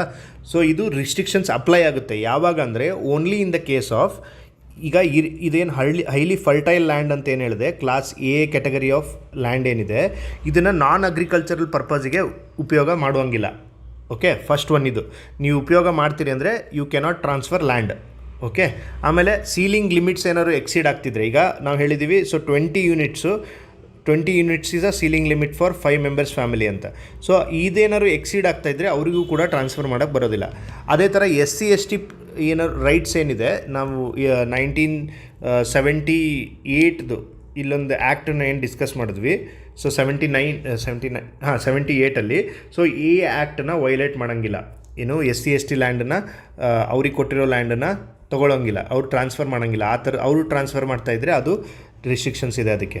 Okay, mortgage only to specified government institutions, ಅವ್ರಿಗೆ ಮಾತ್ರ ಕೊಡ್ಬೋದು. KSRTC, KPTC ಅಲ್ಲಿ ಈ ಥರ ಗೌರ್ಮೆಂಟ್ ಲಾರ್ಜರ್ ಪಬ್ಲಿಕ್ ಇಂಟ್ರೆಸ್ಟಲ್ಲಿ ಏನಾದ್ರು ನೀವು ಲ್ಯಾಂಡ್ ಕೊಡೋದಿದ್ರೆ ಮಾತ್ರ ಅವರಿಗೆ ಲ್ಯಾಂಡನ್ನು ಕೊಡ್ಬೋದು. ಓಕೆ, ಇಲ್ಲೊಂದು ನಾನು ಸುಮ್ಮನೆ ಬಾಕ್ಸ್ ಕೊಟ್ಟಿದ್ದೀನಿ. ಏನು ಇದು? ಫಸ್ಟ್ ಅಡ್ಜುಡಿಕೇಟರ್ ಯಾರು? ಈಗ ನಿಮಗೆ ನಾನು ಲ್ಯಾಂಡ್ ಟ್ರಿಬ್ಯುನಲ್ಸ್ ಬಗ್ಗೆ ಡಿಸ್ಕಷನ್ ಮಾಡಿದೆ. ಓಕೆ, ಏನಾದ್ರು ಸಮಸ್ಯೆ ಆದಾಗ ಫಸ್ಟ್ ನೀವು ಯಾರ ಹತ್ರ ಹೋಗಬೇಕು ಅಂದರೆ ತಹಶೀಲ್ದಾರ್ ಅಥವಾ ನಿಮಗೆ ಲ್ಯಾಂಡ್ ಟ್ರಿಬ್ಯುನಲ್ಸ್ಗೆ ಹೋಗಬೇಕು. ತಹಶೀಲ್ದಾರ್ ಅಥವಾ ಲ್ಯಾಂಡ್ ಟ್ರಿಬ್ಯುನಲ್ಸಿಗೆ ಹೋಗಬೇಕು. ಇಲ್ಲ ಅಲ್ಲಿ ನಮಗೆ ಏನು ನ್ಯಾಯ ಸಿಕ್ಕಿಲ್ಲ ಅಂದರೆ ಫಸ್ಟ್ ಅಪೀಲೇಟ್ ಎಲ್ಲಿ ಅಂತಂದರೆ ಅಸಿಸ್ಟೆಂಟ್ ಕಮಿಷನರ್ ಹತ್ರ ಹೋಗಬೇಕು, AC ಹತ್ರ ಹೋಗಬೇಕು. ಸೆಕೆಂಡ್ ಅಪೀಲ್ ಎಲ್ಲಿ ಅಂತಂದರೆ ನಿಮಗೆ DC ಹತ್ರ ಹೋಗಬೇಕು. AC ಆದಮೇಲೆ ನಿಮಗೆ DC. ಥರ್ಡ್ ಅಪೀಲೇಟ್ ಎಲ್ಲಿ ಅಂತಂದರೆ ಕರ್ನಾಟಕ ಅಡ್ಮಿನಿಸ್ಟ್ರೇಟಿವ್ ಟ್ರಿಬ್ಯುನಲ್ ಅಥವಾ ಕರ್ನಾಟಕ ರೆವಿನ್ಯೂ ಟ್ರಿಬ್ಯುನಲ್ಸ್ ಅಂತ ಮಾಡಿರ್ತಾರಲ್ಲ, ಸೊ ಅಲ್ಲಿ ಹೋಗಬೇಕು. ಅದಾದಮೇಲೆ ಹೈಕೋರ್ಟಿಗೆ ಹೋಗ್ಬೋದು. ಸೊ ನಿಮಗೆ ಇದು ಹೈರಾರ್ಕಿ. ಈ ಫಾರ್ಮ್ಯಾಟಲ್ಲೇ ನೀವು ಇದರಲ್ಲಿ ಏನಾದ್ರು ಅಪೀಲೇಟ್ ಟ್ರಿಬ್ಯುನಲ್ಗೆ ಹೋಗುವಂಥ ವ್ಯವಸ್ಥೆ ಅದು. ಓಕೆ, ಇಲ್ಲಿಗೆ ನಿಮ್ಮದು 1961 ಆ್ಯಕ್ಟ್ ಆ್ಯಂಡ್ ಅದು ರಿಲೇಟೆಡ್ ಅಮೆಂಡ್ಮೆಂಟ್ಸ್ ಎಲ್ಲ ಕಂಪ್ಲೀಟ್ ಆಗುತ್ತೆ. ಫಸ್ಟ್ ನಮ್ಮದು ಭೂದಾನ್ ಆ್ಯಂಡ್ ಗ್ರಾಮದಾನ್ ಮೂಮೆಂಟು. ಈ ಭೂದಾನ್ ಗ್ರಾಮದಾನ್ ಮೂಮೆಂಟ್ ನಿಮಗೆಲ್ಲ ಗೊತ್ತಿರುತ್ತೆ. ವಿನೋಬಾ ಭಾವೆ ಅವರು ಭೂದಾನ್ ಆ್ಯಂಡ್ ಗ್ರಾಮದಾನ್ ಮೂಮೆಂಟ್ದು ಹರಿಕಾರರು ಅಂತ ನಿಮಗೆಲ್ಲ ಗೊತ್ತಿರುತ್ತೆ. ಸೊ ಕ್ವಶನ್ ಇದರಲ್ಲಿ ಏನು ಕೇಳ್ತಾರೆ ಅಂದರೆ ಫಸ್ಟು ವಿನೋಬಾ ಭಾವೆ ಅಂತ ಗೊತ್ತಿರಬೇಕು. ಆಮೇಲೆ ಇದು ಎಲ್ಲಿ ಲಾಂಚ್ ಆಯಿತು ಅಂತ ಕೇಳ್ತಾರೆ. ಈಗ ಭೂದಾನ್ ಮೂಮೆಂಟಲ್ಲಿ ಎಲ್ಲಿಗೆ ಯಾವ ಊರಲ್ಲಿ ಲಾಂಚ್ ಆಯಿತು ಅಂತಂದರೆ ಪೋಚಂಪಲ್ಲಿ ಅನ್ನೋ ಒಂದು ಊರಲ್ಲಿ ಲಾಂಚ್ ಆಗಿದೆ. ಇದು ತೆಲಂಗಾಣದಲ್ಲಿದೆ. ಓಕೆ, ಯಾವಾಗ ಇಸ್ವಿ ಗೊತ್ತಿರಬೇಕು? 1951ನಲ್ಲಿ. ಪೋಚಂಪಲ್ಲಿ, ವಿನೋಬಾ ಭಾವೆ, 1951. ಓಕೆ, ಇದು ಏನು ನಾನ್ ವೈಲೆಂಟ್ ರೆವಲ್ಯೂಷನ್. ಇದು ಅಂದರೆ ಅಹಿಂಸಾತ್ಮಕವಾಗಿ ನಡೆದಿರುವಂಥ ರೆವಲ್ಯೂಷನ್. ಲ್ಯಾಂಡ್ ರಿಫಾರ್ಮ್ಸ್ ಏನಾಗಿರುತ್ತೆ ಇಂಡಿಯಾದಲ್ಲಿ, ಲ್ಯಾಂಡ್ ರಿಫಾರ್ಮ್ಸು. ಸೊ ಲ್ಯಾಂಡನ್ನು ಫೋರ್ಸ್ಫುಲಿ ಎವಿಕ್ಟ್ ಮಾಡಿ ಅಥವಾ ಫೋರ್ಸ್ಫುಲಿ ಟ್ರಾನ್ಸ್ಫರ್ ಮಾಡೋದಕ್ಕೆ ವೈಲೆನ್ಸ್ ಇನ್ವಾಲ್ವ್ ಆಗ್ತಾ ಇರುತ್ತೆ. ಸೊ ಅದನ್ನು ಹೋಗ್ಲಾಡ್ಸೋಕ್ಕೆ ಗಾಂಧಿವಾದಿಯಾದಂಥ ವಿನೋಬಾ ಭಾವೆ ಅವರು ಏನು ಮಾಡ್ತಾರೆ ಅಂತಂದರೆ ನಿಮಗೆ ನಾನ್ ವೈಲೆನ್ಸ್ ಮೆಥಡಿಂದ ಗಾಂಧಿಯನ್ ಐಡಿಯಾಲಜಿ ಮೇಲೆ ಜಮೀನ್ದಾರರ ಮನವೊಲಿಸಿ ಅಥವಾ ದೊಡ್ಡ ದೊಡ್ಡ ಲ್ಯಾಂಡ್ ಯಾರ ಹತ್ರ ಇರುತ್ತೆ ಅವ್ರದ್ದೆಲ್ಲ ಅವರ ಮನವೊಲಿಸಿ ಅವರೇ ತಮ್ಮ ಸ್ವ ಇಚ್ಛೆಯಿಂದ ಈ ಲ್ಯಾಂಡ್ ಇಲ್ಲದೇ ಇರೋರಿಗೆ ಟ್ರಾನ್ಸ್ಫರ್ ಮಾಡೋದಕ್ಕೆ ಒಂದು ಮೆಥಡನ್ನು ಮಾಡ್ತಾರೆ. ಅದೇ ಭೂದಾನ ಮೂಮೆಂಟ್. ನಿಮಗೆ ಹೆಸರಲ್ಲೇ ಅರ್ಥ ಇದೆ, ಭೂದಾನ ಅಂತ. ಓಕೆ, ಇದ್ರದ್ದು ಮೇನ್ ಬೇಸಿಕ್ ಥೀಮ್ ಇದು. ಸೊ ಇದ್ರ ಮೇಲೆ ನಿಮ್ಗೆ ಜಾಸ್ತಿ ಇದ್ರದ್ದೆಲ್ಲ ಡಿಸ್ಕಷನ್ ಮಾಡಿದ್ರೂ ಯೂಸ್ ಇಲ್ಲ. ನಿಮಗೆ ಅದು ಎಕ್ಸಾಮಿಗೆ ಈ 3-4 ರಿಲೆವೆಂಟ್ ಪಾಯಿಂಟ್ ಮಾತ್ರ ಕೇಳ್ತಾರೆ. ಅದೇ ಥರ ಗ್ರಾಮದಾನ್ ಮೂಮೆಂಟ್ ಯಾವಾಗ ಲಾಂಚ್ ಆಯಿತು? 1952ಅಲ್ಲಿ ಲಾಂಚ್ ಆಗಿದೆ. 51ನಲ್ಲಿ ನಿಮಗೆ ಭೂದಾನ್ ಮೂಮೆಂಟ್ ಲಾಂಚ್ ಆಯಿತು. ಗ್ರಾಮದಾನ್ ಮೂಮೆಂಟಲ್ಲಿ ಒಂದು ಫ್ಯಾಕ್ಟರ್ ಏನು ನೆನ್ಪಿಟ್ಕೋಬೇಕು ಅಂದರೆ ಯಾವುದಾದ್ರೂ ಒಂದು ವಿಲೇಜಲ್ಲಿ, ಯಾವುದಾದ್ರೂ ಒಂದು ಊರಲ್ಲಿ 75% ರೆಸಿಡೆಂಟ್ಗಳು ಅಂದರೆ ಆ ಊರಲ್ಲಿರುವಂಥ 75%, ಮೋರ್ ದೆನ್ 75% ಜನರು ಆ ಊರಿಗೆ ಸಂಬಂಧಪಟ್ಟಂಥ ಈ 51%ಗಿಂತ ಲ್ಯಾಂಡನ್ನು ಅವ್ರೇನಾದ್ರು ರಿಟರ್ನ್ ಫಾರ್ಮೆಟಲ್ಲಿ ಕೊಡೋದಕ್ಕೆ ರೆಡಿ ಇದ್ದರೆ ಆ ಊರನ್ನು ಗ್ರಾಮದಾನ್ ಅಂತ ಕರೀತಾರೆ. ಇಲ್ಲಿ ಭೂದಾನ್ ಮೇಲೆ ನೋಡಿದ್ವಿ ಅಂದರೆ ಭೂಮಿ ಮಾತ್ರ ಟ್ರಾನ್ಸ್ಫರ್. ಇಲ್ಲೇನಾಗುತ್ತೆ, ಇಡೀ ಒಂದು ಗ್ರಾಮವನ್ನೇ ಅಂದರೆ ಅಲ್ಲಿರುವಂಥ ಒಂದು ಕಂಪ್ಲೀಟ್ ಲ್ಯಾಂಡನ್ನೇ ಡೊನೇಷನಿಗೆ ಟ್ರಾನ್ಸ್ಫರ್ ಮಾಡಿ ಅಲ್ಲಿಂದ ಈ ಲ್ಯಾಂಡ್ ಯಾರಿಗಿರಲ್ಲ ಅಲ್ಲಿ ಅವರಿಗೆ ಡಿಸ್ಟ್ರಿಬ್ಯೂಟ್ ಮಾಡುವಂಥ ಮೆಥಡಾಲಜಿ ಇದಾಗಿರುತ್ತೆ. ಸೊ ಗ್ರಾಮದಾನ್ ಮೂಮೆಂಟಲ್ಲಿ 1952ಅಲ್ಲಿ ಲಾಂಚ್ ಆಗುತ್ತೆ. ಇದನ್ನು ಕೂಡ ವಿನೋಬಾ ಭಾವೆ ಅವರು ಮಾಡ್ತಾರೆ. Okay, all land becomes property of gram sangh ಅಂತ ಆಗುತ್ತೆ. ಅಂದರೆ ಯಾರ್ಯಾರು ಇದು ಏನು ಲ್ಯಾಂಡ್ ಈ ಕ್ರೈಟೀರಿಯಾ ಅಗ್ರಿ ಆದರೆ ಎಲ್ಲ ಲ್ಯಾಂಡು ಈ ಗ್ರಾಮ್ ಸಂಘಕ್ಕೆ ಟ್ರಾನ್ಸ್ಫರ್ ಆಗುತ್ತೆ. ಇಲ್ಲಿಂದ ಏನಾಗುತ್ತೆ, ಲ್ಯಾಂಡ್ಲೆಸ್ ಲೇಬರ್ಸಿಗೆ ಇದು ಡಿವೈಡ್ ಆಗ್ತಾ ಹೋಗುತ್ತೆ. ಓಕೆ, ಇದು ಎಲ್ಲಿ ಲಾಂಚ್ ಆಯಿತು ಫಸ್ಟ್ ಟೈಮ್ ಅಂತ ಕೇಳ್ತಾರೆ. ಮಾಗ್ರೋತ್ ಅಂತ ಒಂದು ಊರಿದೆ, ಹರಿಪುರ ಅಂತನೋ ಒಂದು ಡಿಸ್ಟಿಕಲ್ಲಿ. ಸೊ ಇದು UPಯಲ್ಲಿ ಬರುತ್ತೆ. ಈ ಊರಲ್ಲಿ ಲಾಂಚ್ ಆಯಿತು ಇದು ಗ್ರಾಮದಾನ್. ಭೂದಾನ್ ಎಲ್ಲಿ ಲಾಂಚ್ ಆಗಿತ್ತು? ಪೋಚಂಪಲ್ಲಿಯಲ್ಲಿ. ಇದು ಮಾಗ್ರೋತ್ ಅಂತ ಒಂದು ಊರಿದೆ, ಅಲ್ಲಿ ಲಾಂಚ್ ಆಗಿದೆ. ಸೊ ಇವೆರಡು ಇಷ್ಟು ಪಾಯಿಂಟ್ ಮಾತ್ರ ನೆನ್ಪಿಟ್ಕೊಳ್ಳಿ ಸಾಕು. ಭೂದಾನ್ ಗ್ರಾಮದಾನ್ ಬಗ್ಗೆ ಜಾಸ್ತಿ ನೀವು ರಿಸರ್ಚ್ ಮಾಡಿದ್ರು ಏನು ಯೂಸ್ ಇಲ್ಲ. ಬಟ್ ನೀವು KS ಏನಾದ್ರು ಮೇನ್ಸ್ ಬರಿತಾ ಇದ್ದರೆ ನಿಮಗೆ ಲ್ಯಾಂಡ್ ರಿಫಾರ್ಮ್ಸ್ ಟಾಪಿಕ್ ಡೆಪ್ತ್ ಆಗಿರೋದ್ರಿಂದ ಭೂದಾನ್ ಆ್ಯಂಡ್ ಗ್ರಾಮದಾನ್ ಮೂಮೆಂಟು ನಿಮಗೆ ತುಂಬ ಇಂಪಾರ್ಟೆಂಟ್ ಆಗುತ್ತೆ. ಅದಾದಮೇಲೆ ಫಾರ್ಮರ್ ಮೂಮೆಂಟ್ಸ್ ಇನ್ ಕರ್ನಾಟಕ, ತುಂಬ ಇಂಪಾರ್ಟೆಂಟ್ ಪಾಯಿಂಟ್ ಇದು ಕೂಡ. ಅಂಕೋಲಾ ಗೇಣಿ ಫಾರ್ಮರ್ಸ್ ಬಗ್ಗೆ ನಾವು ಆಲ್ರೆಡಿ ಡಿಸ್ಕಸ್ ಮಾಡಿದ್ವಿ ಫಸ್ಟ್ ಕ್ಲಾಸಲ್ಲೇ. 1930ಅಲ್ಲಿ ಲಾಂಚ್ ಆಗುತ್ತೆ. ಯಾರು ಮಾಡ್ತಾರೆ? ದಿನಕರ್ ದೇಸಾಯಿ ಅವರು. ಆಮೇಲೆ ಕಾಗೋಡು ಸತ್ಯಾಗ್ರಹದ ಬಗ್ಗೆ ಡಿಸ್ಕಷನ್ ಮಾಡಿದ್ವಿ. 1951ಅಲ್ಲಿ ಲಾಂಚ್ ಆಗುತ್ತೆ. ಇದರದ್ದು ಲೀಡ್ರ್ ಯಾರಾಗಿರ್ತಾರೆ? H. ಗಣಪತಿಯಪ್ಪ ಆಗಿರ್ತಾರೆ. ಶಾಂತವೇರಿ ಗೋಪಾಲಗೌಡ ಕೂಡ ಇದರಲ್ಲಿ ಪಾರ್ಟಿಸಿಪೇಟ್ ಮಾಡಿರ್ತಾರೆ. ಇನ್ನೊಬ್ರು ಯಾರು ನಿಮಗೆ ಗೊತ್ತಿರುತ್ತೆ, national level social reformer Ram Manohar Lohia ಅವರು ಕೂಡ ಇದರಲ್ಲಿ ಪಾರ್ಟಿಸಿಪೇಟ್ ಮಾಡಿರ್ತಾರೆ. ಓಕೆ, ಆಮೇಲೆ ಇದು ಕೆಲವೊಂದು ನಿಮಗೆ ರೈತರ ಚಳವಳಿಗಳ ಬಗ್ಗೆ ಕೆಲವೊಂದು ಇನ್ಫಾರ್ಮೇಷನ್ ಇದೆ. ನಾಟ್ ದ್ಯಾಟ್ ಮಚ್ ಇಂಪಾರ್ಟೆಂಟ್, ಒಂದು ಸಾರಿ ನೋಡ್ಕೊಂಡಿರಿ ಅಷ್ಟೇ. ಓಕೆ, ಕಳಸಾ ಬಂಡೂರಿ ಬಗ್ಗೆ ಗೊತ್ತಿರ್ಬೋದು ನಿಮಗೆ. ಕಳಸಾ ಬಂಡೂರಿ ಮಲಪ್ರಭಾ ಬೇಸಿನಲ್ಲಿರುವಂಥ ನದಿಗಳದ್ದು. ಓಕೆ, 3.9 TMC ಇದೇನು ಕರ್ನಾಟಕ ಮತ್ತು ಗೋವಾ ನಡುವೆ ಇರುವಂಥ ಡಿಸ್ಪ್ಯೂಟ್ ಇದು. ಓಕೆ, ಇದನ್ನು ನೀವು ಡೀಟೇಲಾಗಿ ಜಿಯೋಗ್ರಫಿಲಿ ಕೂಡ ಓದಿ. ಸೊ ಈ ನದಿಗಳ ಬಗ್ಗೆ ಡಿಸ್ಪ್ಯೂಟ್ಸ್ ಏನಿದೆ ಅಂತ ತಿಳ್ಕೊಳ್ಳಿ. ಮಹದಾಯಿ ನದಿಯ ಡಿಸ್ಪ್ಯೂಟ್ ಇದು. ಯೂನಿಯನ್ ಜಲಶಕ್ತಿ ಮಿನಿಸ್ಟ್ರಿ ಇದನ್ನು ಅಪ್ರೂವಲ್ ಕೊಟ್ಟಿದೆ. ಸೊ ಅದರ ರಿಲೇಟೆಡ್ ಇನ್ಫಾರ್ಮೇಷನ್ ನೋಡಿ. ಓಕೆ, ನೆಕ್ಸ್ಟ್ ಅದಾದಮೇಲೆ ನಿಮಗೆ ಡಿಜಿಟಲ್ ಲ್ಯಾಂಡ್ ರೆಕಾರ್ಡ್ಸ್ ರಿಲೇಟೆಡ್ಡು ಕೆಲವೊಂದು ಪೋರ್ಟಲ್ಗಳಿದೆ ಅಥವಾ ಸ್ಕೀಮ್ಗಳಿದೆ, ಅದ್ರ ಬಗ್ಗೆ ನೋಡೋಣ. Okay, first one major point, ಭೂಮಿ ಅನ್ನೋದು ಒಂದು ಪೋರ್ಟಲ್ ಇದೆ, ಆನ್ಲೈನ್ ಪೋರ್ಟಲ್ ಇದು. ಇದೇನು ಮಾಡುತ್ತೆ ಅಂದರೆ for delivery of land records in Karnataka. ಯಾವಾಗ 2000 ಇಸ್ವಿಯಲ್ಲಿ ಲಾಂಚ್ ಆಗಿದೆ. ಇದೇನು ಮಾಡುತ್ತೆ, ಈ ಪೋರ್ಟಲಲ್ಲಿ ನಿಮಗೆ ಕಂಪ್ಯೂಟರೈಸ್ಡ್ ಲ್ಯಾಂಡ್ ಓನರ್ಶಿಪ್ ಸಿಗುತ್ತೆ. ಅಂದರೆ ಎಲ್ಲ ಲ್ಯಾಂಡ್ ರೆಕಾರ್ಡ್ಸ್ ಏನಿದೆ ಅದನ್ನು ಕಂಪ್ಯೂಟರೈಸ್ ಮಾಡ್ತಾ ಇದ್ದಾರೆ. ಓಕೆ, ಇದನ್ನು ಟ್ರಾನ್ಸ್ಪರೆನ್ಸಿ ಇನ್ಕ್ರೀಸ್ ಮಾಡೋದಕ್ಕೆ, ಅದು ಲ್ಯಾಂಡ್ ರಿಲೇಟೆಡ್ ಇನ್ಫಾರ್ಮೇಷನ್ ಕೊಡೋದಕ್ಕೆ, Bhoomi Yojana digitise land even before central government digital land records ಅನ್ನೋ ಒಂದು ಸ್ಕೀಮ್ ಲಾಂಚ್ ಮಾಡಿತ್ತು. ಅದಕ್ಕಿಂತ ಮುಂಚೆನೇ ಈ ಭೂಮಿ ಪೋರ್ಟಲಿಂದ Karnataka government land records digitalisation ಪ್ರೋಗ್ರಾಮನ್ನು ತೊಗೊಂಬಂದಿದೆ. ಅದಾದಮೇಲೆ ಭೂಮಿ ಮಾನಿಟರಿಂಗ್ ಸೆಲ್ ಅಂತ ಒಂದಿದೆ. ಸೊ ಇದ್ರ ರಿಲೇಟೆಡೇ ಕರ್ನಾಟಕ ಸ್ಟೇಟ್ ಗೌರ್ಮೆಂಟ್ ಪೋರ್ಟಲ್ ಇದು. ಸೇಮ್ ಥಿಂಗ್, ಲ್ಯಾಂಡ್ ರಿಲೇಟೆಡ್ ಇನ್ಫಾರ್ಮೇಷನ್ನೇ ಸಿಗುತ್ತೆ ನಿಮಗೆ. ಇನ್ನೊಂದು CLWS ಅಂತ ಒಂದು ಪೋರ್ಟಲ್ ಇದೆ. ಇದೇನು ಕ್ರಾಪ್ ಲೋನ್ ವೇವರ್ ಸಿಸ್ಟಮ್. ಇದು ನಿಮಗೆ ಏನಾದ್ರು crops failure or crop related ಏನಾದ್ರು ನಿಮಗೆ ಒನ್ ಟೈಮ್ ಪೇಮೆಂಟ್ ಆಗಬೇಕಿದ್ರೆ, ಆನ್ಲೈನ್ ಪೇಮೆಂಟ್ ಆಗಬೇಕಿದ್ರೆ, ಆಧಾರ್ ರಿಲೇಟೆಡ್ ಪೇಮೆಂಟ್ ಆಗಬೇಕಿದ್ರೆ, ಸೊ ಇಲ್ಲಿ one time transfer direct benefit transfer ಏನಿರುತ್ತೆ DBT, ಸೊ ಇದಾಗೋದಕ್ಕೆ ನಿಮಗೆ ಈ ಕ್ರಾಪ್ ಲೋನ್ ವೇವರ್ ಸಿಸ್ಟಮಲ್ಲಿ ಅದನ್ನ ಅನಾಲಿಸಿಸ್ ಮಾಡಿ ಅಲ್ಲಿಂದ ಪೇಮೆಂಟ್ ಆಗುತ್ತೆ. ಓಕೆ, ಈ ಮೂರರಲ್ಲಿ ನಿಮಗೆ ಈ ಭೂಮಿ ಗೊತ್ತಿದ್ದರೆ ಈ ಮೂರು ಪರವಾಗಿಲ್ಲ, ಇದೇನು ಅಷ್ಟು ಇಂಪಾರ್ಟೆಂಟ್ ಅಲ್ಲ. ಬಟ್ ದಿಶಾಂಕ್ ಆ್ಯಪ್ ಏನಿದೆ, ದಿಶಾಂಕ್ ಆ್ಯಪು, ಸೊ ಇದು ತುಂಬ ಇಂಪಾರ್ಟೆಂಟ್ ಆ್ಯಪು ನಿಮಗೆ. ದಿಶಾಂಕ್ ಆ್ಯಪ್ ಏನಿದೆ, ಈ ದಿಶಾಂಕ್ ಆ್ಯಪ್ ಏನು ಅಂತ ಕೇಳ್ತಾರೆ. It is developed by Karnataka, easy access to land records and survey numbers ಅಂತ ಹೇಳ್ತಿದ್ದಾರೆ. ಓಕೆ, ನಿಮಗೆ ಲ್ಯಾಂಡ್ ರೆಕಾರ್ಡ್ಸ್ ಎಲ್ಲರೂ ಎಕ್ಸೆಸ್ ಮಾಡ್ಬೋದು. ಈಗ ಲ್ಯಾಂಡ್ದು ಉತಾರ್ ಅಂತಾರಲ್ಲ, ಸೊ ಅದೆಲ್ಲನೂ ಎಕ್ಸೆಸ್ ಮಾಡ್ಬೋದು, ಸರ್ವೆ ನಂಬರ್ನ ಎಕ್ಸೆಸ್ ಮಾಡ್ಬೋದು. ಇದೆಲ್ಲದಕ್ಕೂ ಯೂಸ್ ಆಗುವಂಥ ಆ್ಯಪ್ ಯಾವುದು ಅಂದರೆ Dishank app. Okay, SSLR survey settlement and land records ಅಂತ ಕರೀತಾರೆ ಇದಕ್ಕೆ.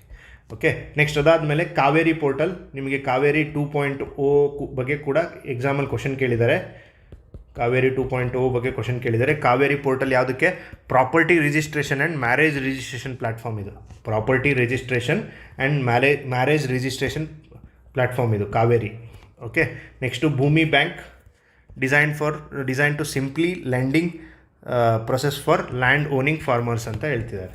ಓಕೆ, ನೆಕ್ಸ್ಟ್ ಅದಾದಮೇಲೆ ಕಾವೇರಿ ಲ್ಯಾಂಡ್ ಇಂಟಿಗ್ರೇಷನ್ ಅಂತ ಒಂದಿದೆ, ಅದು ಅಷ್ಟೇನು ಇಂಪಾರ್ಟೆಂಟ್ ಅಲ್ಲ.